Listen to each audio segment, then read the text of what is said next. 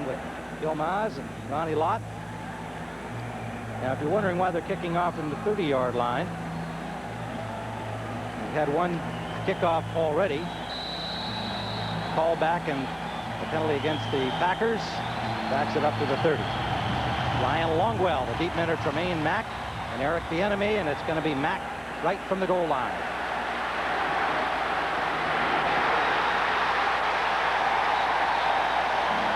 To the 39-yard line where Bill Schrader got him, number 84. Good start for the Bengals, a 31-yard return. Offensively, Neil O'Donnell will lead out. The Bengals passing at 72%. Sargent, Graham, Derek Brills, Ken Blackman, Willie Anderson. He'll have his hands full against Reggie White today.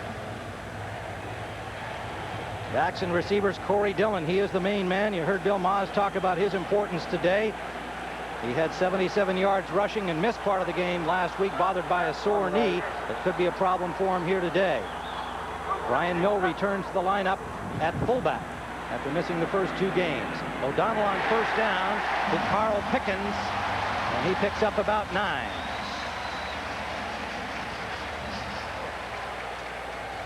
Defensively for the Green Bay Packers, Vonnie Holliday, the outstanding rookie, joins Gilbert Brown, Dotson, and Reggie White.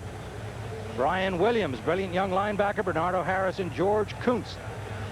And in the secondary, Darren Sharper, the youngster in there with Craig Newsom, Butler, and Tyrone Williams.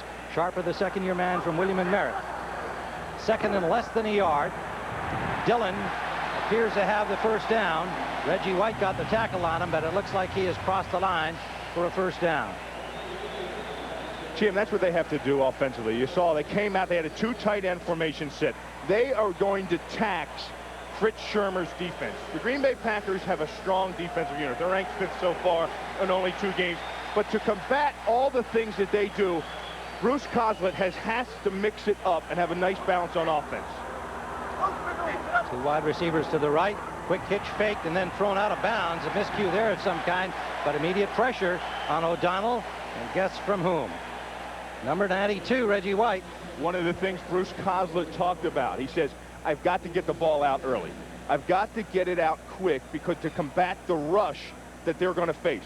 Now, the front 4 of the Packers are a formidable group. These guys are going to come all day. They showed it last week against the Tampa Bay Bucks, and especially Reggie White. That man right there brought it to Jason Odom.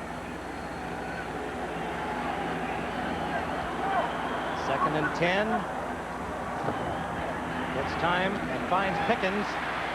Pickens spins out to over the 50-yard line, forced out by Tyrone Williams. Yeah, this is a matchup that I like. We're going to see this matchup all day long. Carl Pickens, what he does right here, he's just trying to get a 5-yard possession route. They're going to run this pattern a lot today because they feel that the matchup with Pickens is the best matchup there that they have on this field going up against Williams. Gibson and Jackson, 4 wides are in now on 3rd down. Long 4 from the shotgun. O'Donnell, and he's got a man.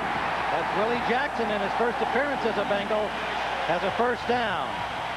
Newsom made the tackle. Free agent picked up from Jacksonville.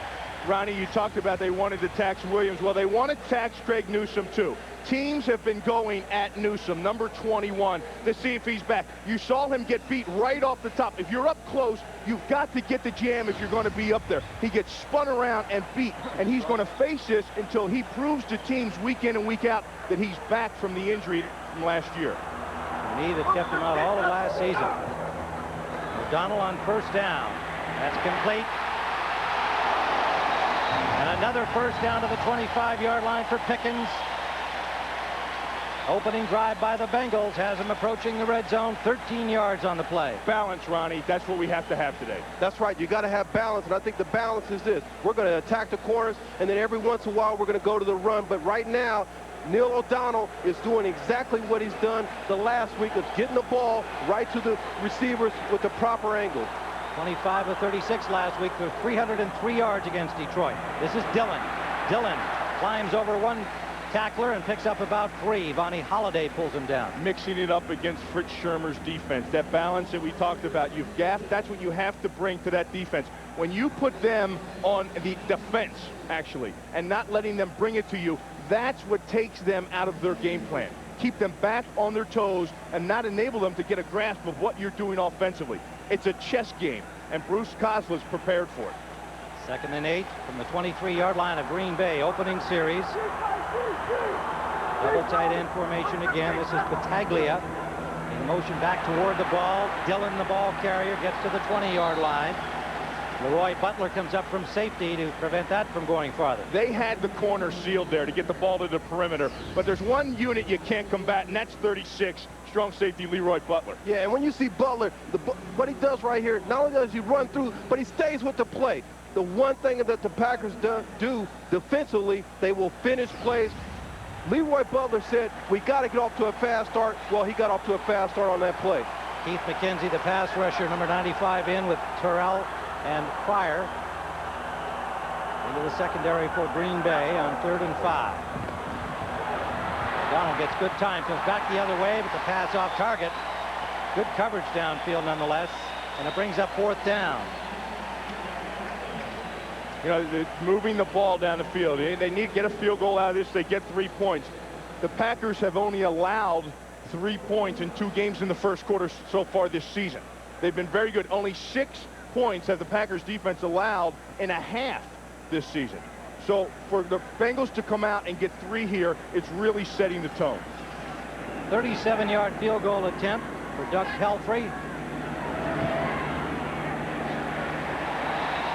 And it is good. Pelfrey connecting with the opening points on the opening drive.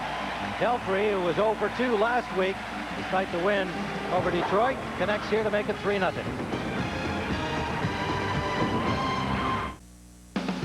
Fox NFL Sunday is brought to you by Southwest Airlines, proud sponsor of the NFL and official airline of the Super Bowl. Right around. We're back at Synergy Field in Cincinnati, where the Bengals took the opening kickoff and drove down for a field goal from 37 yards out by Doug Pelfrey for a 3-0 lead. Deep men for the Packers, Royal Preston and Travis Jervey. Jervey, the running back, who plays primarily on special teams, but now with the loss of Dorsey Levens, the back up to Raymond Harris. Harris coming over from the Bears. They inadvertently said he came from the Jets. That was Neil O'Donnell to Cincinnati, of course, and what a job O'Donnell did on the opening drive. 4 of 6.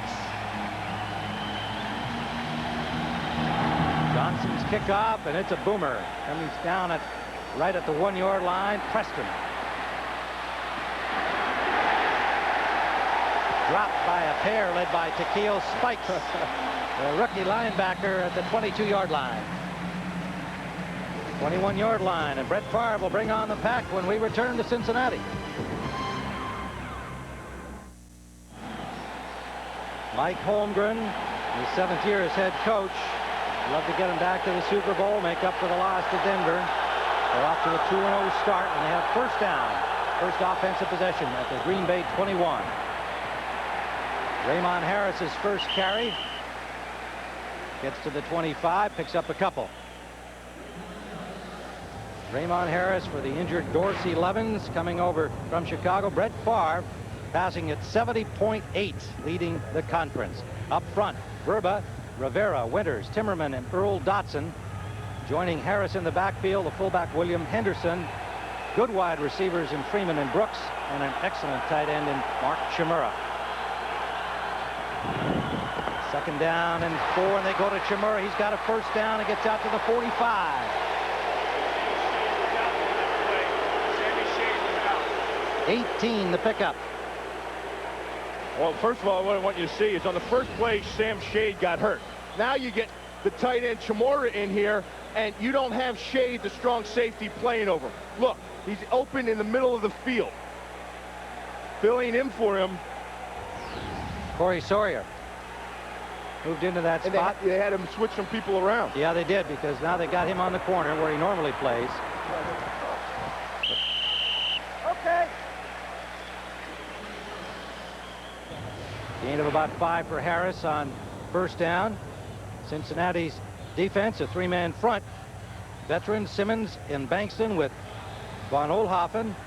And there's a look at the secondary. Shade has returned, so fortunately for the Bengals, he's all right. Sam Shade at safety with Myers, Ambrose, and Hawkins the corners.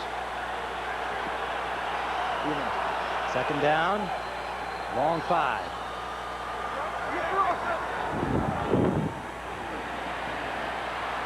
Favre for Brooks. A little off target. Couldn't stretch for it.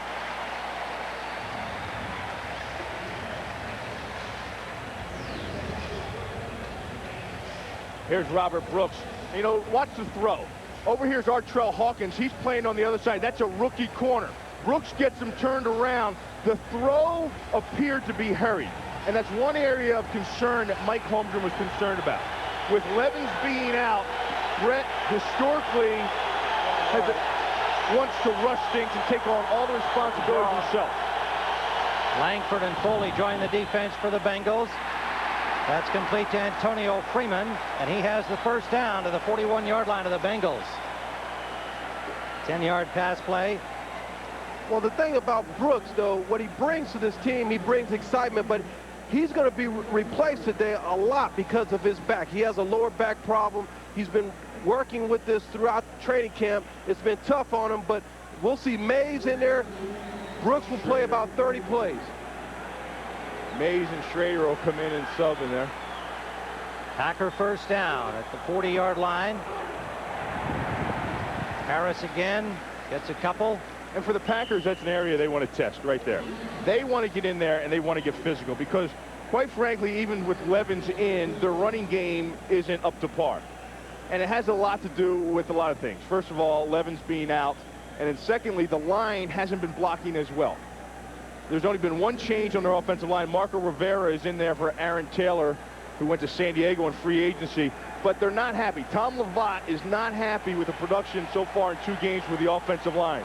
And Cincinnati has struggled against the run. Only 37 yards of rushing last week in the victory by Green Bay. Pressure on Favre, and his pass downfield intended for Tyrone Davis is complete. That's a late flag. Boy, that came very out late. Late flag. Well, they had the blitz on. Brent had pressure right in his face coming right up the gut. Artrell Hawkins was left outside. They're going to get the rookie for pass interference. Referee Larry Nimmers. Number 27, first down. It seemed that the side judge really had to think about that.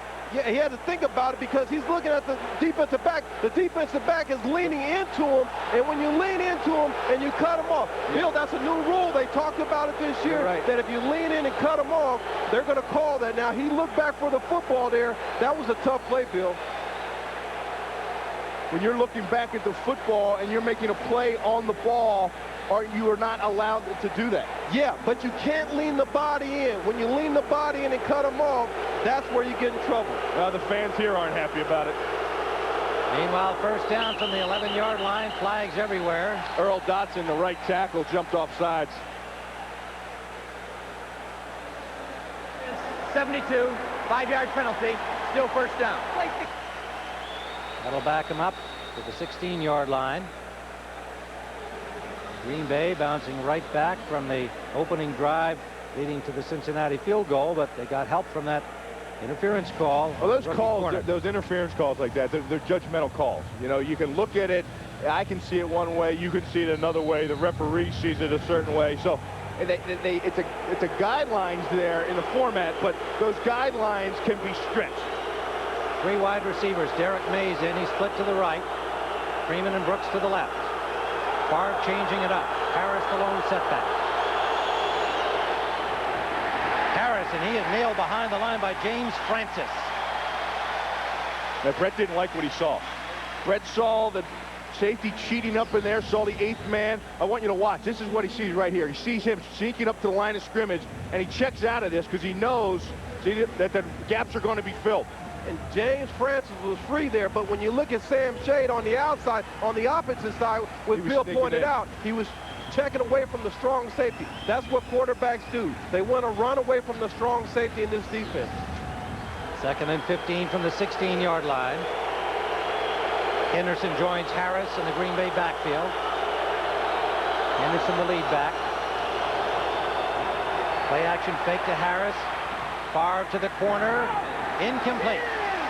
Intended for Freeman, Antonio Freeman. And it's the rookie Hawkins on the coverage again. Yeah, pretty good play by Hawkins. You know, you get down there against the Packers, you're playing against the champs, and you get in there and you get burned. Now you come back and you have to battle. Yeah, and he battled right there. What I like, though, he finished the play. When you're a rookie, one of the things that Bill and I talked about, it's a moment in the play right there at the end where are you going to play like a rookie or are you going to play like a champion? Right there, he played like a champion. Myron Bell and Foley into the secondary, along with Langford up front defensively. Ninth play of this Green Bay drive. Third down. Packers pass into the end zone. Wow. And it's What? Brooks, was he inbound? What a grab. Touchdown. What a grab, Robert Brooks.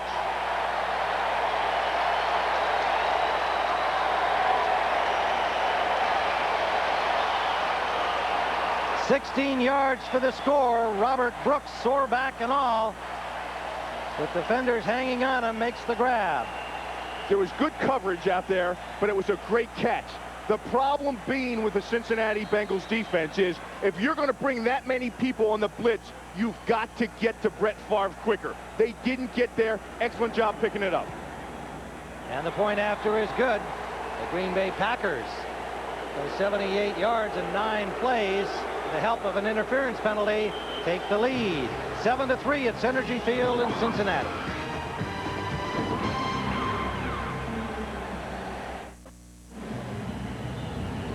Veteran receiver Robert Brooks, playing with a sore back, comes up with the score, a 16-yard catch and a pass from Brett Favre. And the key play, of course, that 27-yard penalty interference against the rookie Artrell Hawkins. Close call by any standard, as our experts Bill Maas and Ronnie Lott pointed out, but He's been tested early. Yeah, they've been working on him, and you had to feel for him on that penalty, because even though it was officially against the law, if you will, it was one of those very close calls, and the judgment of the official, Hawkins gets the rap.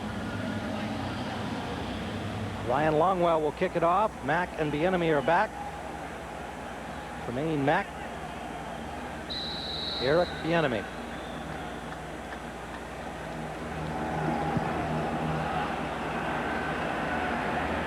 It'll be Mack from the 1.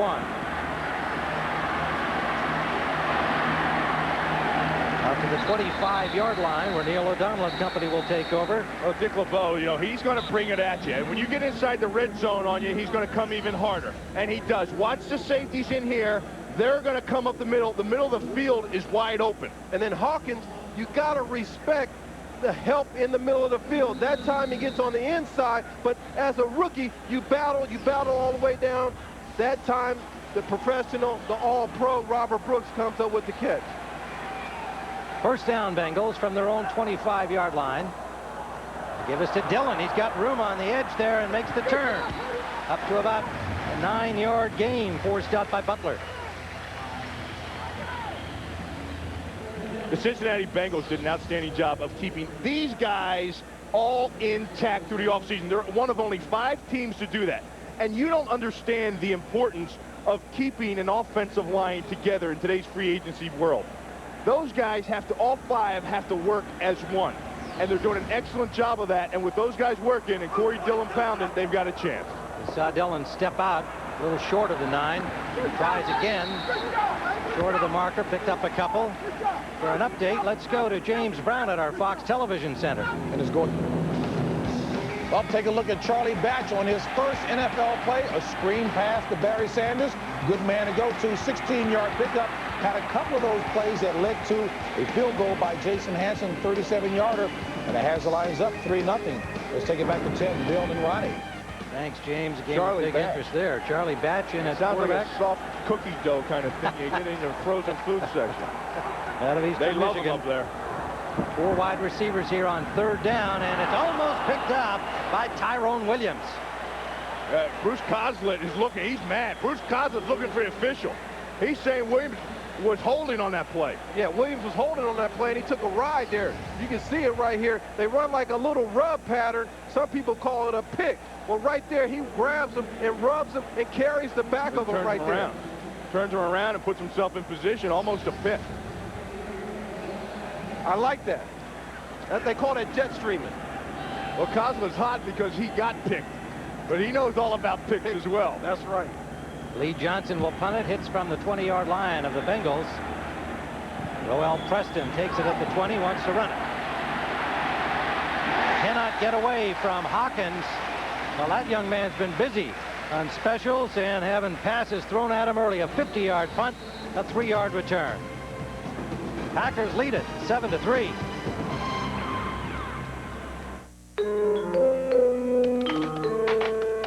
Woo! I actually got in. You broke into personnel. Yeah, these are salaries of every person in the company. Look, this senior VP makes about half as much as this senior VP. I bet he doesn't know that. Sure he does. I just emailed everybody in the company.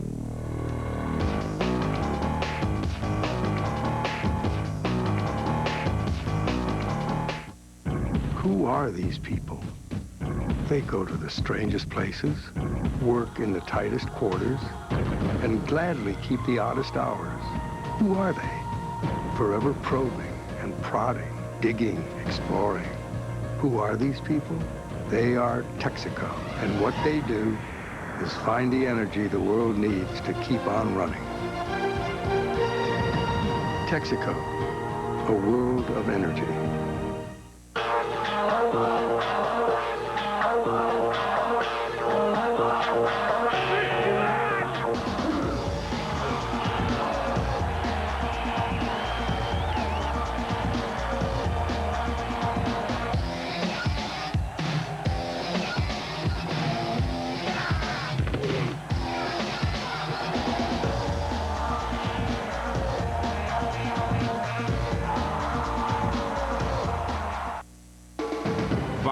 NFL Sunday is brought to you by Coors Light, frost brewed to tap the clean taste of the Rockies.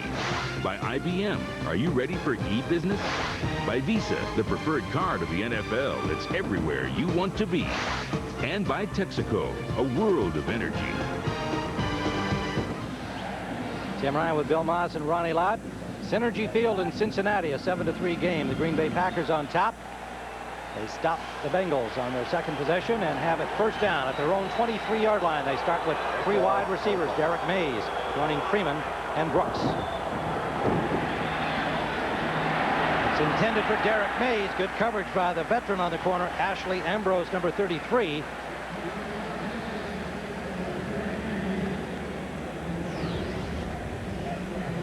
Mays right here, what I like is Mays is really attacking his pattern. I had a chance to talk to him early, and he says, look, I got to come out. I got to have a good game.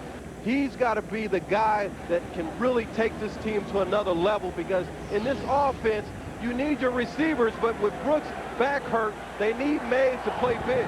Now Bill Schrader's come in to make it 4 wides on 2nd and 10. Schrader, number 84. They give it to Harris. Harris, good effort there without a lot of running room. Fights for close to 4 yards. Von Oelhoffen, the nose tackle, made the hit. That's the old spread them out and try to get something up the middle routine. Because they had some matchups outside, actually. A certain disdain in your voice that only a defensive tackle would have about them thinking they could possibly Yeah, they think they could possibly do it.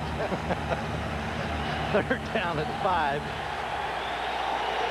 Foley comes in, along with Myron Bell and Corey Sawyer. For the Bengals defensively, Foley, the rushing linebacker. Favre was flush, got the pass off, and it's caught by Brooks, but short of the first down. Nice job by Spikes, the rookie. Spikes wasn't fooled at all on that. You know, they get over here in the chicken foot. They got 3 receivers in tight. Watch Spikes just stay with the crossing pattern underneath. And that's pretty good play by a rookie linebacker who's only been in this league 3 games. You're playing against an offense that can attack you and tax you mentally as a defense. Did a fine job of staying at home and following his read. Their first pick in the draft.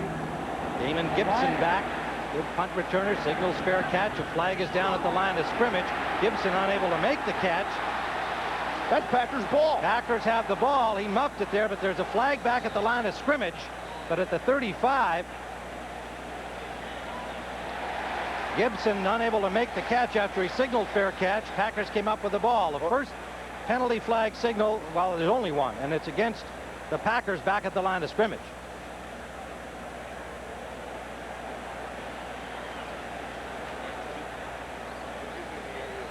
Referee Larry Nimmers consulting with the rest of his staff. Gibson signaled fair catch, then did not make the catch. No, we still have a flag down by here. They're going over the muff Green rule. Bay recovered the fumble, but we have holding on number 40 of the kicking team. 10-yard penalty. Will re-kick. That's Pat Terrell. Yeah, Pat Terrell. It Watch would him have been watch the Packer hold. ball. Pat Terrell's right in here. Watch him get the grasp up here. And there's really no need for it. You really don't have to get that hold there on when you're getting downfield. I mean, the chances of him getting to the punt to block it aren't going to be there. Then watch them up. He calls for the fair catch. It hits in front of him. Now it hits him. Now that's a live ball. And Lamont Hollenquist recovers. All for naught. In fact, Johnny Holland, the special teams coach, instead sees his team backed up for another punt instead of having the ball. Johnny Holland, the special teams coach, he's had a rough go. He's had a rough go his first couple games. He says it's special teams, but I'm not getting all the special players. Gibson back again. This is a good punt away from him. He lets this one go, and it's going to bounce all the way down inside the 10-yard line. Almost to the, look at that ball roll. Lucky Sean Landeta. Landeta lands it at the 5-yard line. Talk about a Packer bounce, 73 yards. We'll be back with the Bengals in a hole in a moment.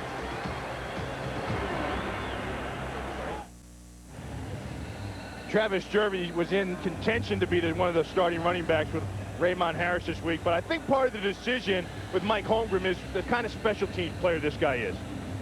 He influences this play right here. Getting down there with his speed, one of the fastest guys in the NFL, gets down there around Damon Gibson, and Damon Gibson doesn't want to field the punt, and look what it turns into. Backed up on their 5. Officially a 72-yard punt by Landeta down to the 5-yard line. O'Donnell, the quarterback, into the end zone. Rifles it straight ahead, and it's not held by Milne, incomplete. Brian Milne, the Penn State fullback, getting back into action after a back injury. Missed the first 2 games of the season. Steve Bush, a tight end, had been filling in for him as a fullback, and they're happy to have Milne back. But well, they'd be happier if he catches that pass. That's right. You know, help your team out a little bit. Help your quarterback out. Your quarterback doesn't like to be in his end zone passing. That's an uncomfortable feeling for him. The first start back, you got to catch that ball and give your offense some breathing room. O'Donnell 4 of 8 now. Give us to Dillon. Not much. Corey Dillon, number 28, the second-year man out of Washington. Played only 1 year of college football there. It was a junior college player before that. Part of the reason Milne is back in the lineup instead of tight end Bush is because he is a true fullback. He's a lead guy that can block. Watch him bring it up in there on the linebacker. But right there, Brian Williams, we talked about him, but he was able to take on that block. And when you take on that block and you hold that middle, Milne's got to have a long day. Brian Williams and him, they're going to meet a lot today. Terrell and Pryor in the Packers secondary on 3rd and long. O'Donnell, and he's got his man this time. That's Darnay Scott. And a pass out to the 19-yard line. A 13-yard gain and a first down for the Bengals. Packers tried to bring a blitz that time with Leroy Butler and Williams on a stunt. It doesn't get there, and neither does the pass rush. And now Reggie White doesn't get there as well. Watch Reggie going up against Willie Anderson, number 71. They're doing a pretty fine job of containing him over there. It took 2, and normally it does. This is first down, Bengals. Dillon gets about 6. Yeah, Willie Anderson, the offensive tackle, said, guys, this is a statement for our offensive line. We have a chance to really do something here. And you see Reggie's out now. And they bring Von Booker in. They gave Reggie White 2 plays off on the first 2 downs of this series and brought him in on the passing down. Damon Gibson, him as a wide receiver for Cincinnati. This is Dillon. This time they close him down right at the corner. The rotation of the defensive line for the Packers is something that they've been installing, to give Reggie a blow, to give Gilbert Brown a blow. Look, now they're switching those guys again now. McKenzie comes off. That time it was Bob Kapersky. He was in there for big Gilbert Brown, And he comes in, he gets his 15, 20 plays a game, spelling ground, and he gets behind. It's a nice changeup to help these guys out. And Bonnie Holiday right there was able to turn the play back in. Now, he's a guy, well, he won't get a rest, Bill, being a rookie from North Carolina. 3rd down and 3 from the shotgun. The enemy hit immediately, did not get the first down. A good play by the second-year man, Darren Sharper, with Craig Newsom coming up behind him. Well, if they didn't get the first down, that was Newsom that stopped. Sharper came up and made the tackle, but watch Newsom come up and make sure that he doesn't get the first down. They're going to bring this out for a measurement. Sharper on the flow. Now watch him close here. Watch Newsom seal it up. Turns his body around to put the ball in front of that flag. It's going to be close. And Fritz Schumer on that play right there, it was an excellent call because they thought they were going to see man-to-man. They saw zone. They were able to rally on that play. It's short. Now Bruce Coslin has the decision. He's going to punt it. 7-3 to score. Just 11 seconds remaining in the first quarter. A very humid, sultry afternoon in Cincinnati. And that will account for even more substitutions than normal. Keeping fresh legs out there. All of Cincinnati's offensive linemen were standing out there. They didn't want to leave the huddle. They get that groove going. They want to pound the ball. When you have a Corey Dillon on your team and you feel comfortable and confident in your abilities as an offensive line, that's what you want. I mean, that's how you get confidence. Just keep pounding the ball. They take pride in getting Corey Dillon yards. Lee Johnson stands at his 15. A high snap, and flags fly just as the ball came back. That's the end of the first quarter. Not a flag, just the whistle. They didn't get off before the end of the first quarter with the score. The Green Bay Packers 7, Cincinnati Bengals 3. Fox NFL Sunday continues after these words and a message from your local Fox station.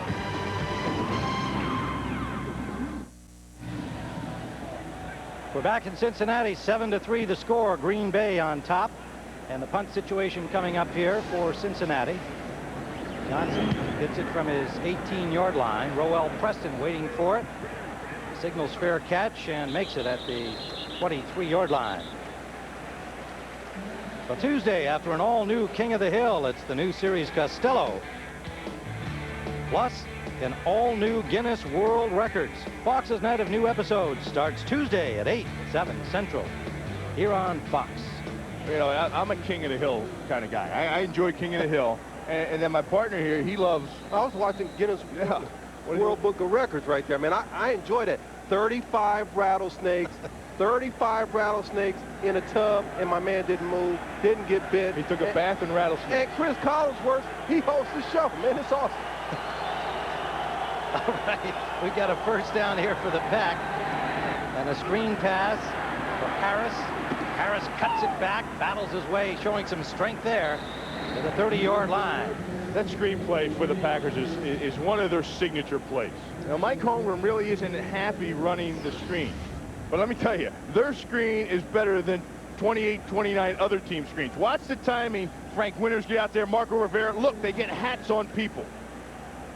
Now, he's not real happy with the timing. He says he thought they ran it better when they had Edgar Bennett. But I'll tell you, this team, that screen play, they are very good at it, and they practice it during the week. They practice about 10 times a game. 3 wide receivers, but they go to Harris again. Bengals don't fight. The pressure came from Bankston. Right behind him was Francis. Not much gain, if any. And for Cincinnati, that's an area they have to work on as well. I mean, they're doing a fine job. Here's Tommy Tumulty in here. Kimo von Oelhoffen. Watch these guys get up there and stuff it. Well, look at the line. And the strong safety, James Francis comes up. Those guys, they've been practicing, working on this. Their run defense has been pretty darn poor in their first 2 games. That's an area of concern for them. 3 wides again on 3rd down to the Pack. Straight drop from Favre. What a pass and what a catch for a first down, Antonio Freeman. When I said fabulous early on, there you have it. That is fabulous. And the reason it's fabulous because he went to his 4th receiver there. He looked around. He was trying to find a guy who could come open on this play. Antonio Freeman stayed alive. He stayed alive. He worked through the middle of the area, kept coming across, and Fabulous found him. That's what a great quarterback does. He keeps you alive. 9 out of 10 quarterbacks wouldn't have made that throw with Greg Myers' tight coverage. First down from the 40 of Green Bay. One pump, and then he's got Brooks. First down to the 40-yard line of Cincinnati. That was an unbelievable throw. It was all Brett Favre. Of course, the hands of Brooks caught it at the end. But watch Favre. He's in the pocket. Here, the pocket starts closing around him. And I want you to watch his throw. He's throwing this thing on the run off his back foot. His body's turned one way. He's got a slight 45-degree angle lean to his body, and he heaves that thing perfect in tight coverage. That's what separates him from any other quarterback in this league, maybe to ever have played the game. 7 of 10 now for Favre. First down at the Bengals 40. Packers leading 7-3. Raymond Harris last for about 5, tripped up by Langford. What I like about Raymond Harris is positive yards. Right there, he got hit at the line of scrimmage, but he gave me 4 or 5 yards. Now, that's something that they need out of their running backs. Dorsey Levens was the guy that was able to do that, but Raymond Harris being able to step in, they took him off the shelf this week. He is explosive. He's the guy that can run in between the tackles. 1,000-yarder with the Bears a year ago. Suffered a broken leg last December. This is his first regular season action. Favre, he's got Freeman pulled down at the 5-yard line. That's a weak side slant, and they love to run that. They get three receivers going to one side, then you get Freeman alone on the weak side, and he run the slant. Now, there's some good coverage there by the free safety who makes a mistake in coming up too soon. That's right, because what he did there, he took his eyes off the receiver. He took a bad angle, and when you take a bad angle, Freeman kept going, believing that Favre could give him the ball. Corey Sawyer is the injured player down. He made the tackle at the 5-yard line. Sawyer, the 5th-year man from Florida State, their 4th pick in 1994, plays in the nickel and plays some corner, sharing it with the rookie R. Terrell Hawkins. We'll take this time out and return to Cincinnati in a moment. Fox NFL Sunday is brought to you by the Toyota Solara Coupe, an entirely different kind of Camry. It's for you. By Snickers, who will be MVP? Play Snickers Shock Zone. By Midas, for quality service, visit your neighborhood Midas today. And by Claritin. We're back at Synergy Field where Corey Sawyer being helped from the field. Here's a look at the play again. Watch the slant play, and watch the coverage right there with the Sawyer and Greg Myers. Most quarterbacks don't make that throw. And there's where Sawyer gets injured on the play. Seems to be a knee as he hobbled off. But the throw, Ronnie, with that coverage is what was amazing. First and goal from the 6-yard line. Quick drop by Favre, a little fade to the corner, and incomplete, intended for Bill Schrader. Couldn't quite hang on. Stretched out. Right there you see Brett Favre. Yeah, that was the throw that he wanted to make there because he wants to get this guy involved. He thinks that Schrader has a chance to be a contributor to this group. Schrader has all the skills in the world. Yeah, he got Mike Holmgren's doghouse, but this guy has a lot of potential. They got to get him involved as well. Signed back from New England. He went to Wisconsin lacrosse, and actually there's a lot of fans up there. Harris gets inside the 5, close to the 3-yard line, depending on the spot of the ball. And that's the kind of toughness, and that's the reason Harris is running the ball today. You see the safety, Greg Bell, came up in the picture. You got a bunch of bodies up in there, and it looks like it's not going to go anywhere. And Harris picks up that extra 1 or 2 steps, and he gets it 3 yards out of the carry, which looked like it was stopped at the line of scrimmage. He's got very active feet, Bill, very active feet, and he's helping his offensive line. They're moving his feet. 3rd and goal from the 4. Favre is sacked. Myron Bell, the safety, came up. Favre trying to elude him, slipped, but he had nowhere to go. That was a nice blitz call by Dick LeBeau. They had too many people on both the perimeters for the Packers to block, and they tried to get a little rollout. Watch Bell come up in on the outside. And right here, Brett Favre slips. And if you look in that area, some sand in that area. Why? Because this is the baseball field, and I'm sure that sand has something to do with that play. Longwell's field goal try from the 20. A 30-yard effort is good. And the Packers widen the lead. Here in the second quarter, Green Bay 10 and Cincinnati 3.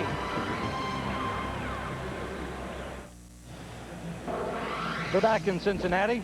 Brett Favre, sack, led to the field goal by Ryan Longwell that made the score 10-3. Favre was 4 for 4 in that drive that went 64 yards. Used up 4:15 off the clock. Make it 4:54. And the kickoff taken by Tremaine Mack. Mack's got some room.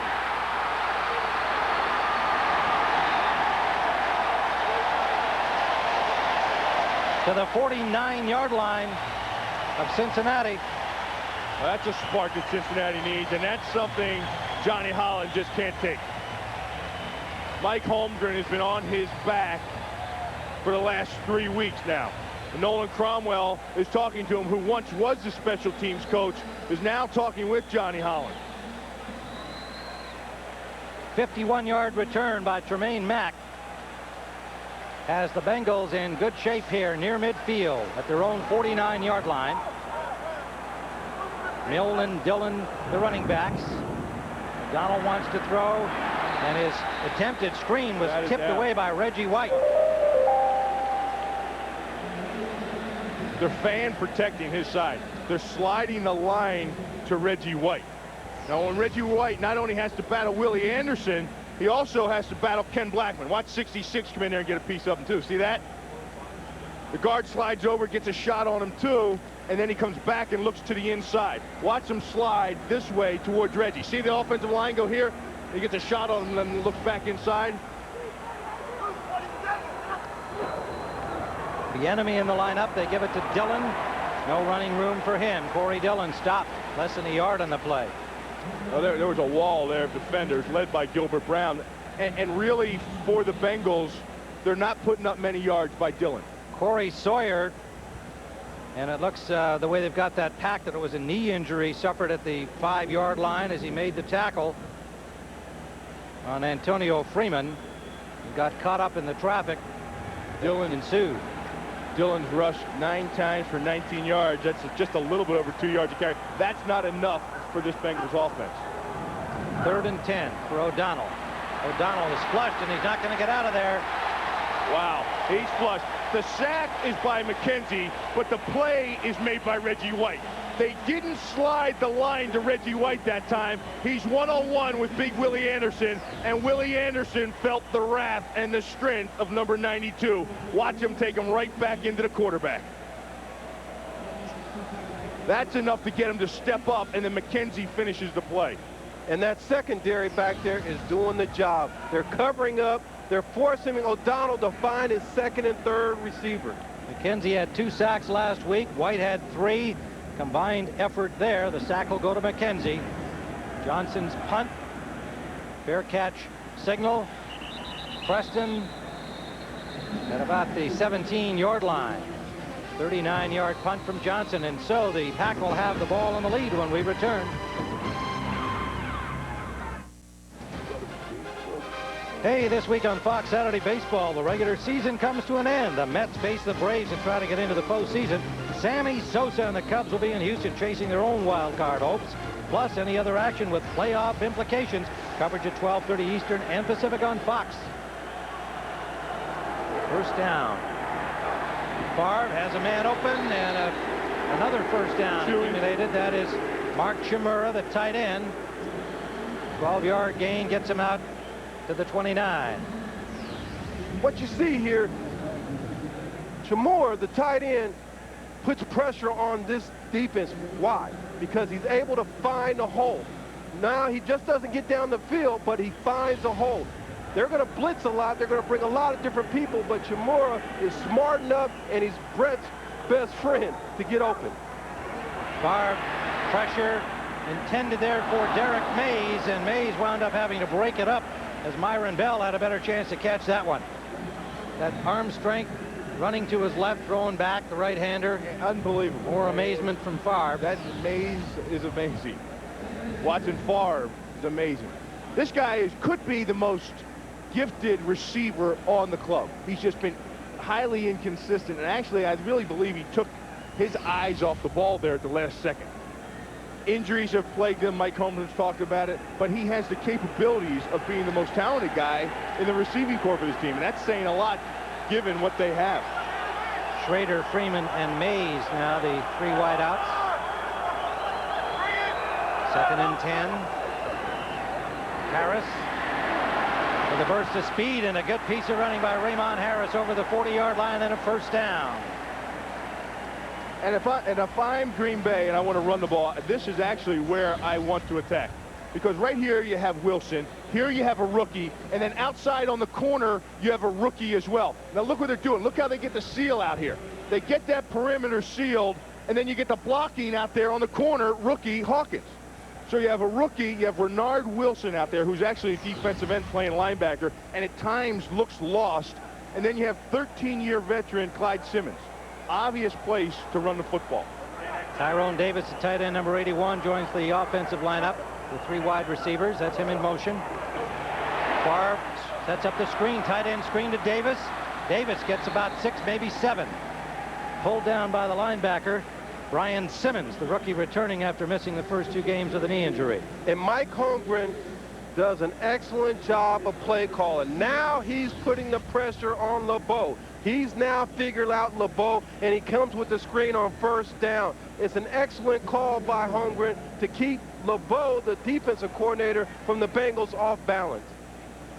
You just slip him right underneath that blitz. He looks like he's motioning over there to protect, and what they do, they slip him out. Let your rusher get upfield. Brett throws it over his head. 2nd and 4. Harris again. Harris has another first down.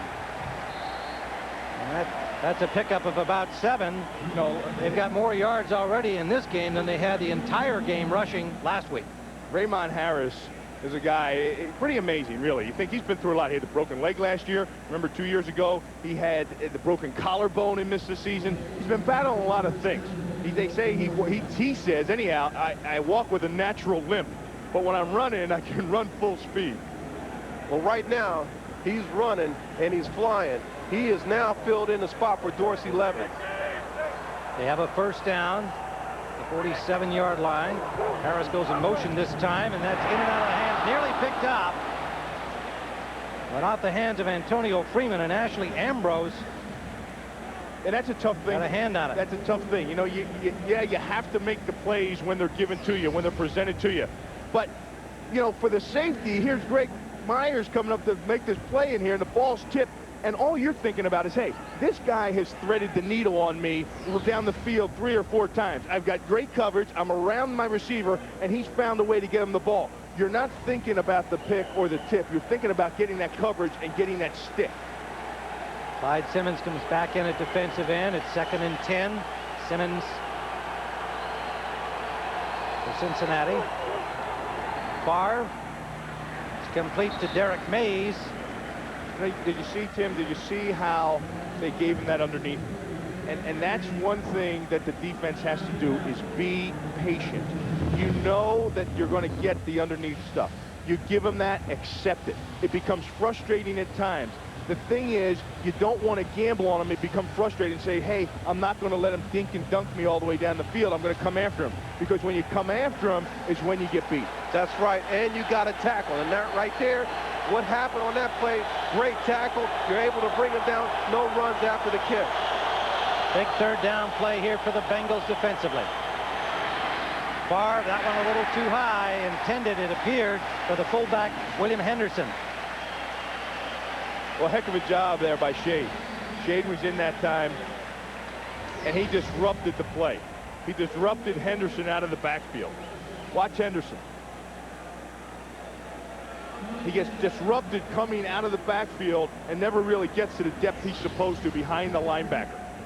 And Brett had to hold on to the ball just a little long there, so the timing was off because of the disruption, Bill. Sean Landetta gets from the 47-yard line. Bearcat signaled by Gibson. Backs up to his own 11-yard line. That's where Cincinnati will have to start when we return to Synergy Field in Cincinnati, Ohio. The Packers on top of the Bengals. Bill Maher said at the top of the game that Corey Dillon had to be a big factor to help out Neil O'Donnell today for Cincinnati. Look what a job he did last year. In just 8 games, the final half of the season, he had 933 yards, only superseded by Barry Sanders of Detroit. Today, so far, they haven't been able to get him on track. Tim, one of the things, the group that's on the field right now has to beat Brett Favre. And you say, well, how can the Bengals offense beat Brett Favre? Well, you've got to go out there, and you don't beat Brett Favre. You beat the system. And in beating the system, it's a balanced offense and chewing up the clock. Keep that guy off the field wearing number 4 on the other side. Here's Dillon. Nowhere to go. Good defensive pursuit. Right now, let's check out Dick Vermeil and the Rams with James Brown at our Fox Television Center. Hey, Timmy, despite being outscored 35-0 in the first quarter of this season, the Rams come back from 7-0 down. 2 big runs by Greg Hill. That one a 12-yarder. Add that to a 46-yarder earlier. They're on top. 10-7 over Buffalo. Back to Tim, Bill, and Ronnie. Greg Hill, didn't they bench him in week 1 because he didn't know the offense? Well, that's what happens when you get rest, Bill. And spend a little time in the film room. Second down. Donald. Try to get it off to Dillon. Pass a little too low. Dillon had nowhere to go anyway. 3 Packers were about to bury him at the line. You know, this offense for Cincinnati is one in which they can trick you. And they can dink and dunk you and do all these things. But if they can't run the ball, then all that junk stuff becomes nullified. It all goes out the window. But if they can run the ball, then they get into a different rhythm, and they are a different team offensively. They have not been able to get the running game going. O'Donnell started 4 of 5. He's now 2 of his last 7. Third down play here. He's going to get nailed from behind. He gets it away. Flag is down upfield. The ball caught by Willie Jackson if he didn't ground it, and they're saying he did. So he caught it on the bounce, so the pass is incomplete. There's a flag downfield behind him, however. Another at the line of scrimmage.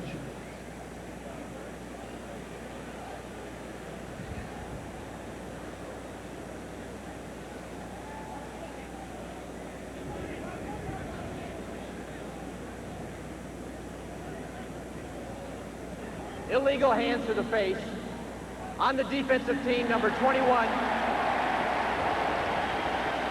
We have holding on the offensive team. Penalties will offset. Replay the down. Third down. Greg Newsome picked up the Packer penalty. The culprit for Cincinnati not identified, but they'll replay it. You see what Fritz is doing there? 3-3, 3-3. That's the 33 dime defense he likes to get into on 3rd and long. And what that is, it's 3 down linemen. Keith McKenzie, Santana, Dotson, and Reggie. Then it's 3 linebackers, but one of the linebackers is actually Leroy Butler. And he's also the 6th defensive back out there, so it's 6 DBs, and himself in the linebacker position called nickelback. Pat Terrell and Mike Pryor, the extra DBs. Pass is complete to Damon Gibson, but not much room for him to run. And Cincinnati will have to punt. Fritz Schumer did the dime defense there. The 33 defense came out with a zone. Neil O'Donnell, he hasn't been in this offense for a long time. He felt that they were going to be man-to-man. He ran a man-to-man pattern there, threw it underneath, thinking that he was going to have a chance to get the first down. Zone, they were able to rally around it, make the tackle. Joel Preston awaiting the punt from Lee Johnson, who's standing at his 2-yard line. Hits from the 6. Preston wants to run it. Ball came loose. Bengals say they have it. Preston ran into his own man and dropped the ball. Bengal ball.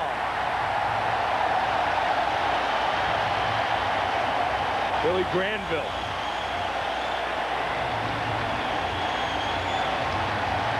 Granville recovered for Cincinnati.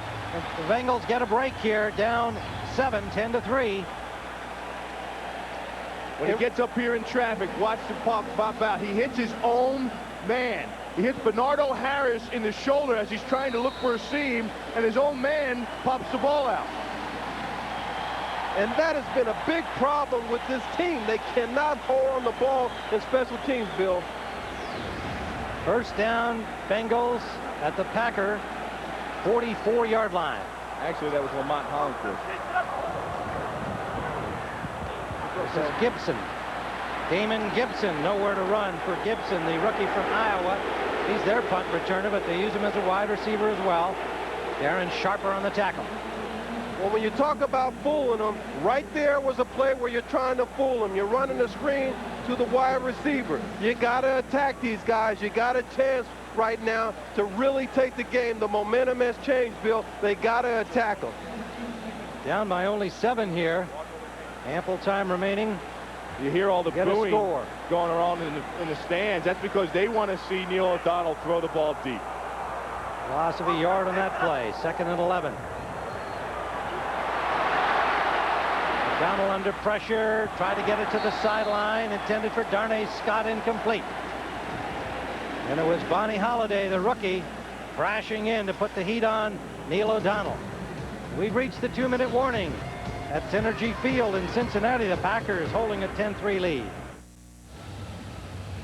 Kenny Anderson, the offensive coordinator, former quarterback himself here, won the NFL passing title 4 times, and he was great at what we're going to see right now. 1:55 to play in the half, 3rd and 11. They want to be in their 2-minute drill. They need a first down to start it. Well, he was great in the 2-minute drill, but he never got in shotgun. That's something they put in this year for Neil O'Donnell.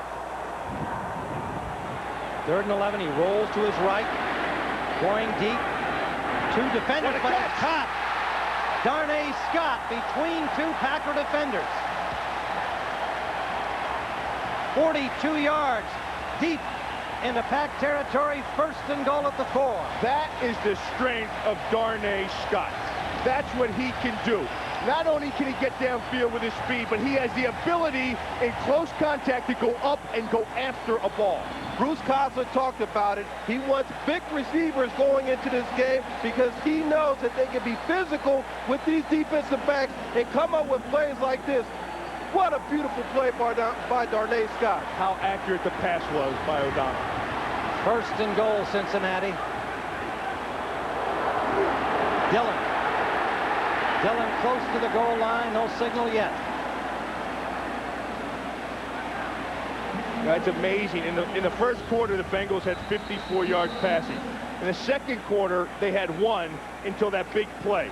And look what situation it puts him in now. Down there, pounding with Dillon up the middle. It puts you're right back in the game. Just as the tide was about to change, and the Packers' special teams slowly have been letting themselves down, letting their team down. Yeah, don't forget, coming up on the Visa Halftime Report, JB, Terry, Howie, and Chris will have scores and highlights from around the league, plus the Fox Sports ticker for up-to-the-minute stats. It's all coming up on the Visa Halftime Report. We'll also have an update on Mark McGuire. 52 seconds remaining first half.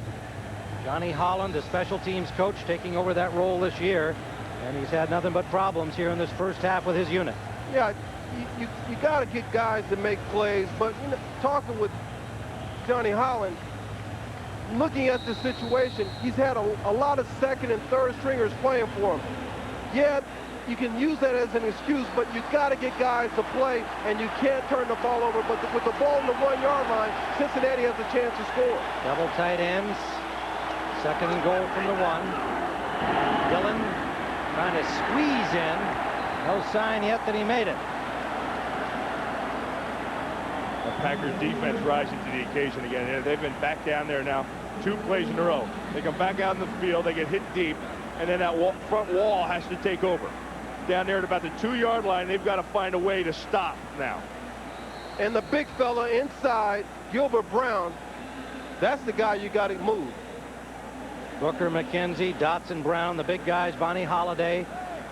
Goal line defense for the Pack. Another timeout call by the Bengals. With Gilbert Brown, watch him here, 93. With Gilbert Brown, you don't look at his stats. Look at the push, look at the 2 people, look at the pile, go that way. You don't look at his sacks, you don't look at his tackles, you don't look at any of the categories that have to do with a defensive player that you would look at with anybody else. What you look at is what he does to your defense and to the other team's offense. because when he's in there, there's only certain areas you can run the football. And when you know the football can only be run in 1 or 2 places, it makes it a whole heck of a lot easier for your defense. Bengals have brought in Jeff Blake at quarterback for this play. 3rd and goal. And another timeout called. That's some of the trick-em stuff you talk about with that offense. You know, now you have the ability to run an option with Jeff Blake. Packers take this timeout. So Goose Coslet will have time to go over this play with Jeff Blake. And that's a thing that the Bengals have always been known for. When they take a timeout, the whole offense or defensive unit will come over to the sideline and gather around Coslet.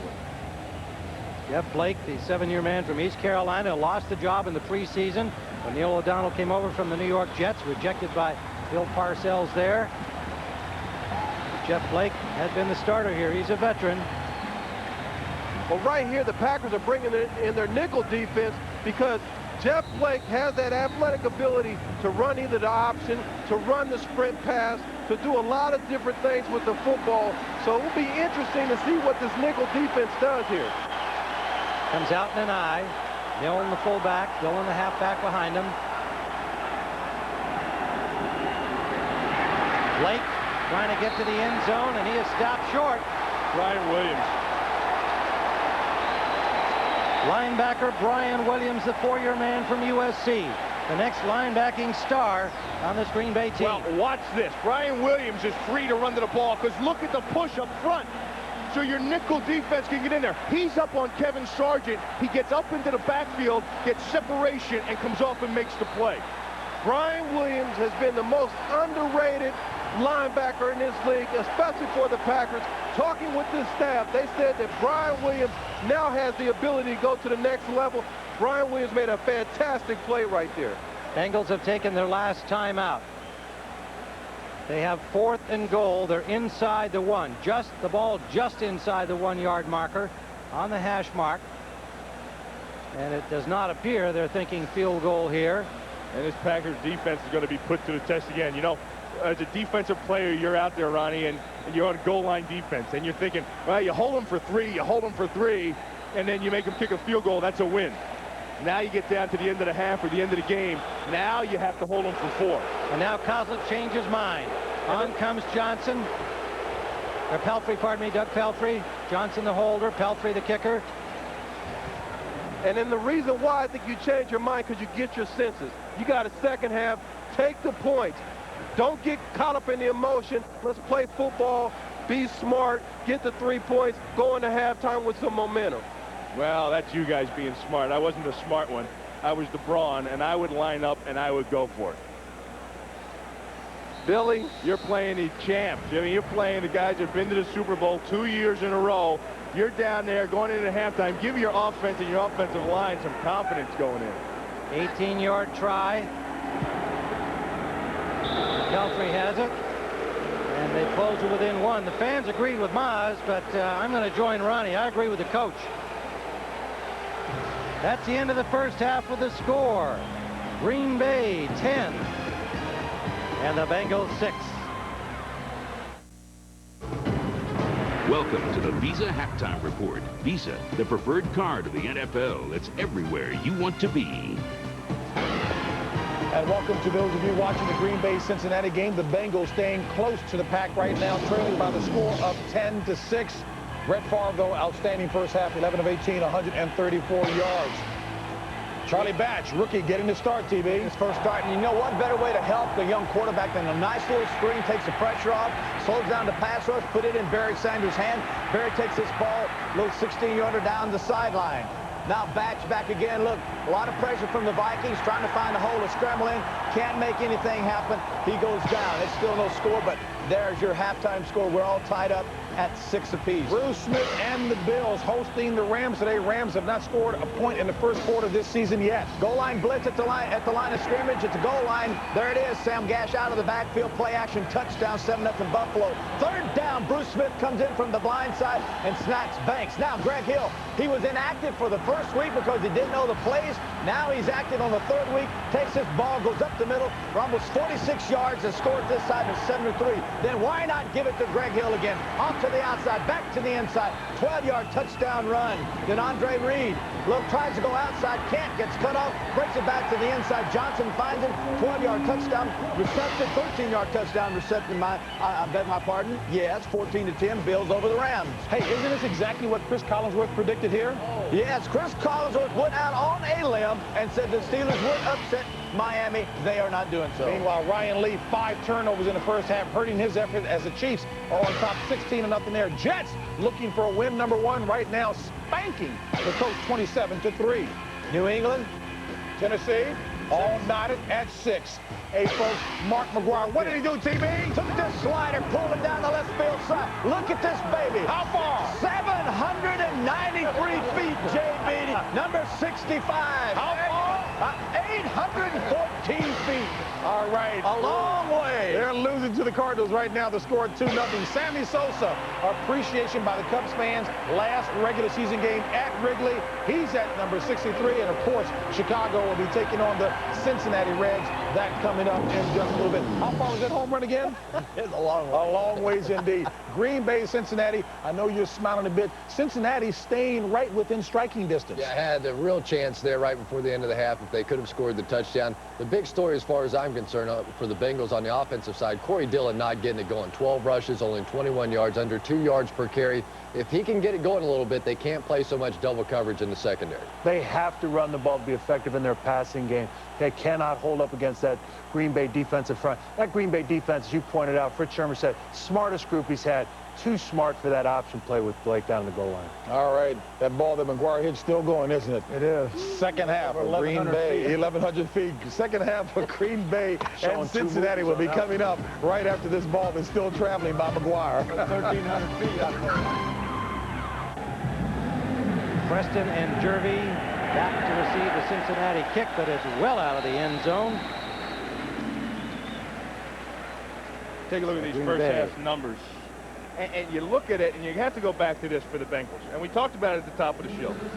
Neil O'Donnell can do a lot of things, but he's going to need help, and that has to come in the form of Corey Dillon and the rushing game. And in order to be successful offensively and keep the Packers off balance, they've got to be able to use Dillon. And right here, they got to be able to take time. They got to get the time. They got to keep that offense, the Packer offense, off the field, Bill. It's been pretty even, right about 15 minutes each team.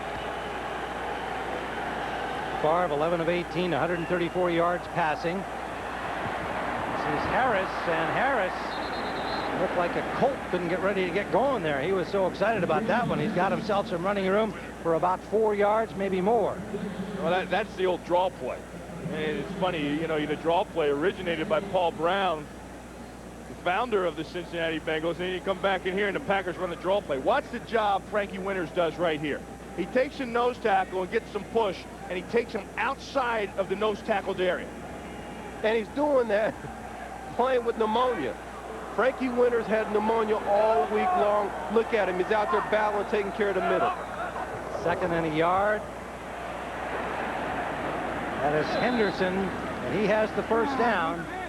Yeah, well, you know, he did the job on the draw, but then he's out there. Now he has to go mano-a-mano. Now he has to use his strength against Chemo. And you can see he's a little weak here. He's not the same Frankie Winters. Chemo gets some push and gets in the backfield and disrupts that thing.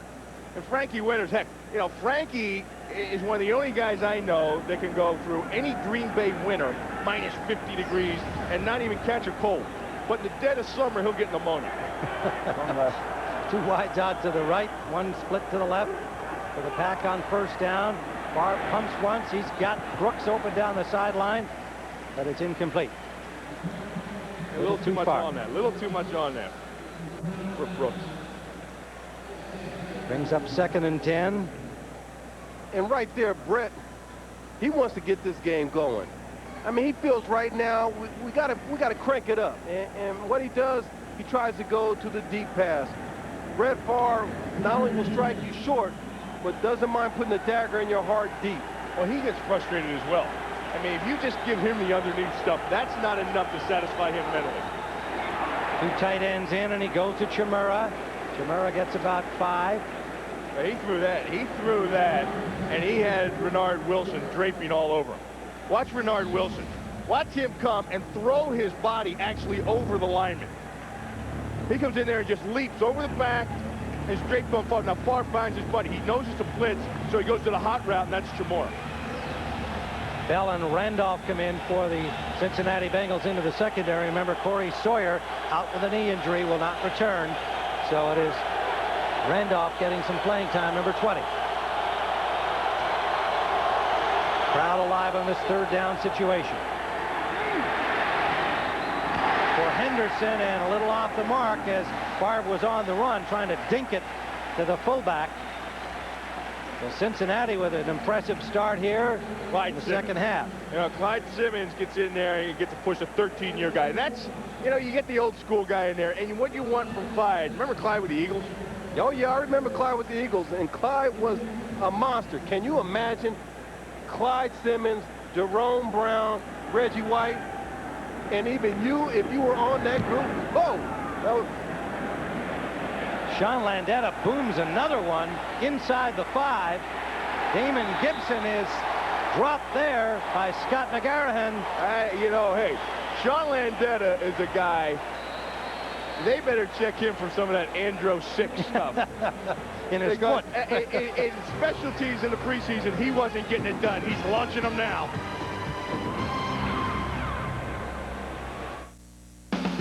Fox NFL Sunday is brought to you by Bud Light. For the great taste that won't fill you up and never let you down, make it a Bud Light.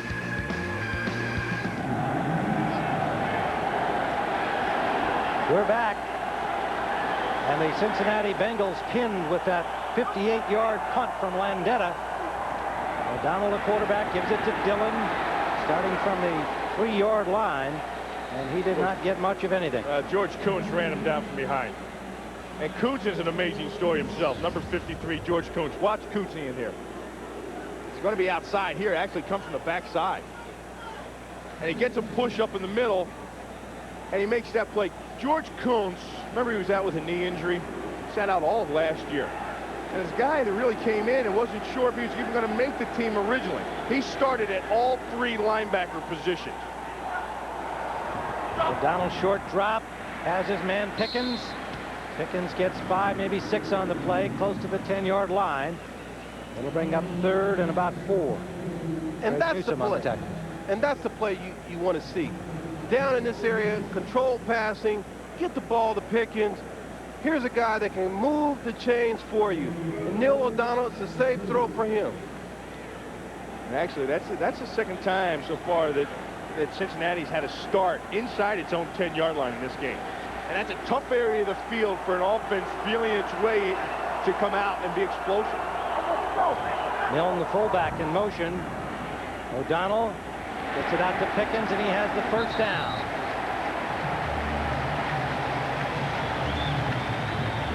To the 16-yard line, Carl Pickens. You're going to get some pressure in here. Watch McKenzie come in here, just over the top of McKenzie's hands. And right here, Pickens knows he has one-on-one, and when you play that kind of coverage, especially in this area, you got to tighten it up a little bit. Williams could have been a little bit closer there, knowing that he was going to get a short route. Now a little breathing room for the Bengals here from their 16. On first down, O'Donnell fires it out. Miscue there. Intended for Pickens. The pass was outside. Pickens was inside. Maybe that's some of the growing pains, Neil O'Donnell. Look, you see Neil. He's talking with Pickens. Where were you? What were you thinking about? Look, they're laughing about it, but actually he had Newsome down. Newsome was down on the turf, and that could have been a big play if Neil was on the same page as Pick. Pickens with 5 catches today. He now needs only 7 more to tie our Chris Collinsworth all-time for the Bengals reception lead. Collinsworth's 417 holding the club standard. Corey Dillon, no running room for him. Packers clogging that middle again. Brian Williams, a linebacker, coming up to fill. Well, you know, the guy up front, just getting off the turf right now, is Gil Brown. Watch Gil. You really can't miss him in the middle. No. But watch what he does for you. Look at the push. Now look at where you have to go. You have a choice. You can run it there or you can run it there. There's two areas. And the guys that play on his defense around him have grown to know that luxury. And when the ball's in that direction, I know they're not coming at Gilbert. It can either go to the left of him or to right of him. And that's where they end up. Third down, big play here for the Bengals early in the third. Deep sideline, battle for the ball, incomplete. Pickens could not come down with it against the coverage of Tyrone Williams. A lot of incidental contact running down there. A lot of it, and he doesn't look back for the ball, and Pickens has every right to go after the ball. We talked about cutting off. We talked about putting the arm out there. The same play, Williams should have been called for it, because you can't put that arm out there, Bill, and impede the receiver from getting downfield. He looked like he was impeded there. He was impeded. I hate impeded. Johnson's punt from the 7-yard line.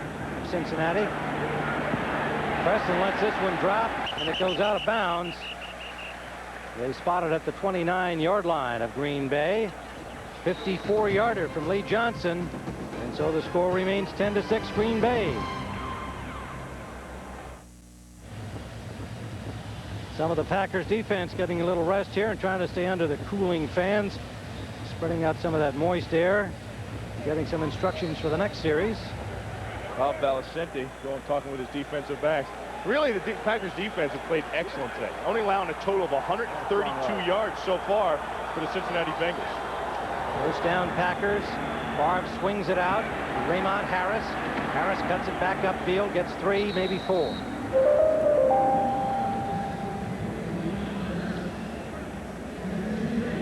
Raymond Harris. First game back, it really doesn't look like. Now, he had some carries in the preseason, but he's touched the ball 13 times, whether it's been these little screen passes or whether he's been rushing. Harris, injured on that play, has yet to get up. And that's really been the story of his whole career, because he, at times, when they first got him in his rookie year, Chicago was going to structure their whole offense around him. But what kind of player he was. And that's when everybody was starting to feature the fullback. You know, the passes to the fullback, leading to the fullback, everything that a fullback can do. He could have all those capabilities. And looking at this team, Bill, right now, they're in trouble. They're in trouble. Henderson is going to have to be the back, because Jervy's hamstring is bothering him. Now you got Raymond Harris down. They have to go to Henderson to be the guy that's going to pick it up, Bill. They got one more back, Michael Blair, number 27, a special teamer, first-year man from Ball State. But yeah, they'll go with Thomas Henderson in the halfback position if Harris is unable to return. But he gets to his feet. Jervy on the bench here. He's hurt his hamstring on special teams. He would be the next man after Harris at the halfback spot. And here he is pulling that hamstring. You can see him feeling the pain right there. You go to throw on those brakes when you're running the kind of speed he does. And that hamstring he's had, I think, ever since he got into the league. Yeah, and it's bothered him as recently as a few days ago. He's one of those guys that is wound so tight with no body fat. You know, you're running all the time. You're bad gashes down there running 4.240s, and something's going to give. Yeah, he's a Muscle and Fitness magazine champion, too, so he's one of those kind of tight body guys. Favre to Henderson. Henderson has the first down. Well, you take one out with an injury, plug in another one. When you're the Green Bay Packers, Henderson does the job catching the ball and picking up the first. I didn't know you read Muscle and Fitness, Tim. No, I don't. I just read that note on. I have no interest in all that hard work those guys do. But Tim, you know about hamstrings, right? Yeah, I do. That I do. But that was a kind of a silly mistake I made there, going water skiing without stretching. So I'm on the gimp too here, but I'm not on injured reserve. You got to play hurt. First down. Favre, that's complete to Mays, and he holds on as he takes a big whack from Hawkins from behind. Derek Mays holds on. I think you're getting pretty limited offensively, and I think that's why you're starting to see the ball getting tossed around. I think now that the ball game is going to have to be in Brett Favre's hands. And I think what you're going to also see is that LeBeau is going to have to counter that by coming with some blitzes. He knows that he's going to see 3 wide receivers, so he's got to get Brett Favre on his back. Second down, a long yard for the Pack. Right at midfield. Thomas Henderson. Henderson plows his way out for a first down for the Pack. 2 big plays in a row for Henderson, the fullback, in that spot that was occupied by Raymond Harris. Henderson, to me, Bill, reminds me of Wake. He can do it all. He can play the one-back set. He can get outside. You're right. That's a good point. And I also believe that he could be a guy, if injury does lead him to the starting role, he could be a guy that ends up like an Edgar Bennett. Edgar Bennett was the starting fullback for the Green Bay Packers before he took over the role virtually by injuries and nobody being there. And he became their guy. You saw Harris there has his helmet back on. We'll see if he comes in next play. First down, Packers. Freeman, and he almost caught the ball. It's picked off. That is Sam Shade. The ball fell right into his hands, and it is an interception, Cincinnati. Well, Freeman nearly made a circus catch, but the ball wound up in Shade's hands. Well, first of all, great throw. Great throw. Freeman has a tendency to juggle the ball, but you can see here, he's trying to stay with it, but right there, I think that Freeman is down, and he has the ball. It is Cincinnati ball when we return. We're back at Synergy Field. Let's see that play again. You see a great effort by Freeman to catch the ball. He had to turn back for the pass. He bobbles it 2 or 3 times, and any question that maybe he had it when he hit the ground, he did not have possession, as you can see on that replay. Therefore, the ball is still live, and it rolls right onto Sam Shade's chest, and he makes no mistake. It is Cincinnati ball. First down at the 5.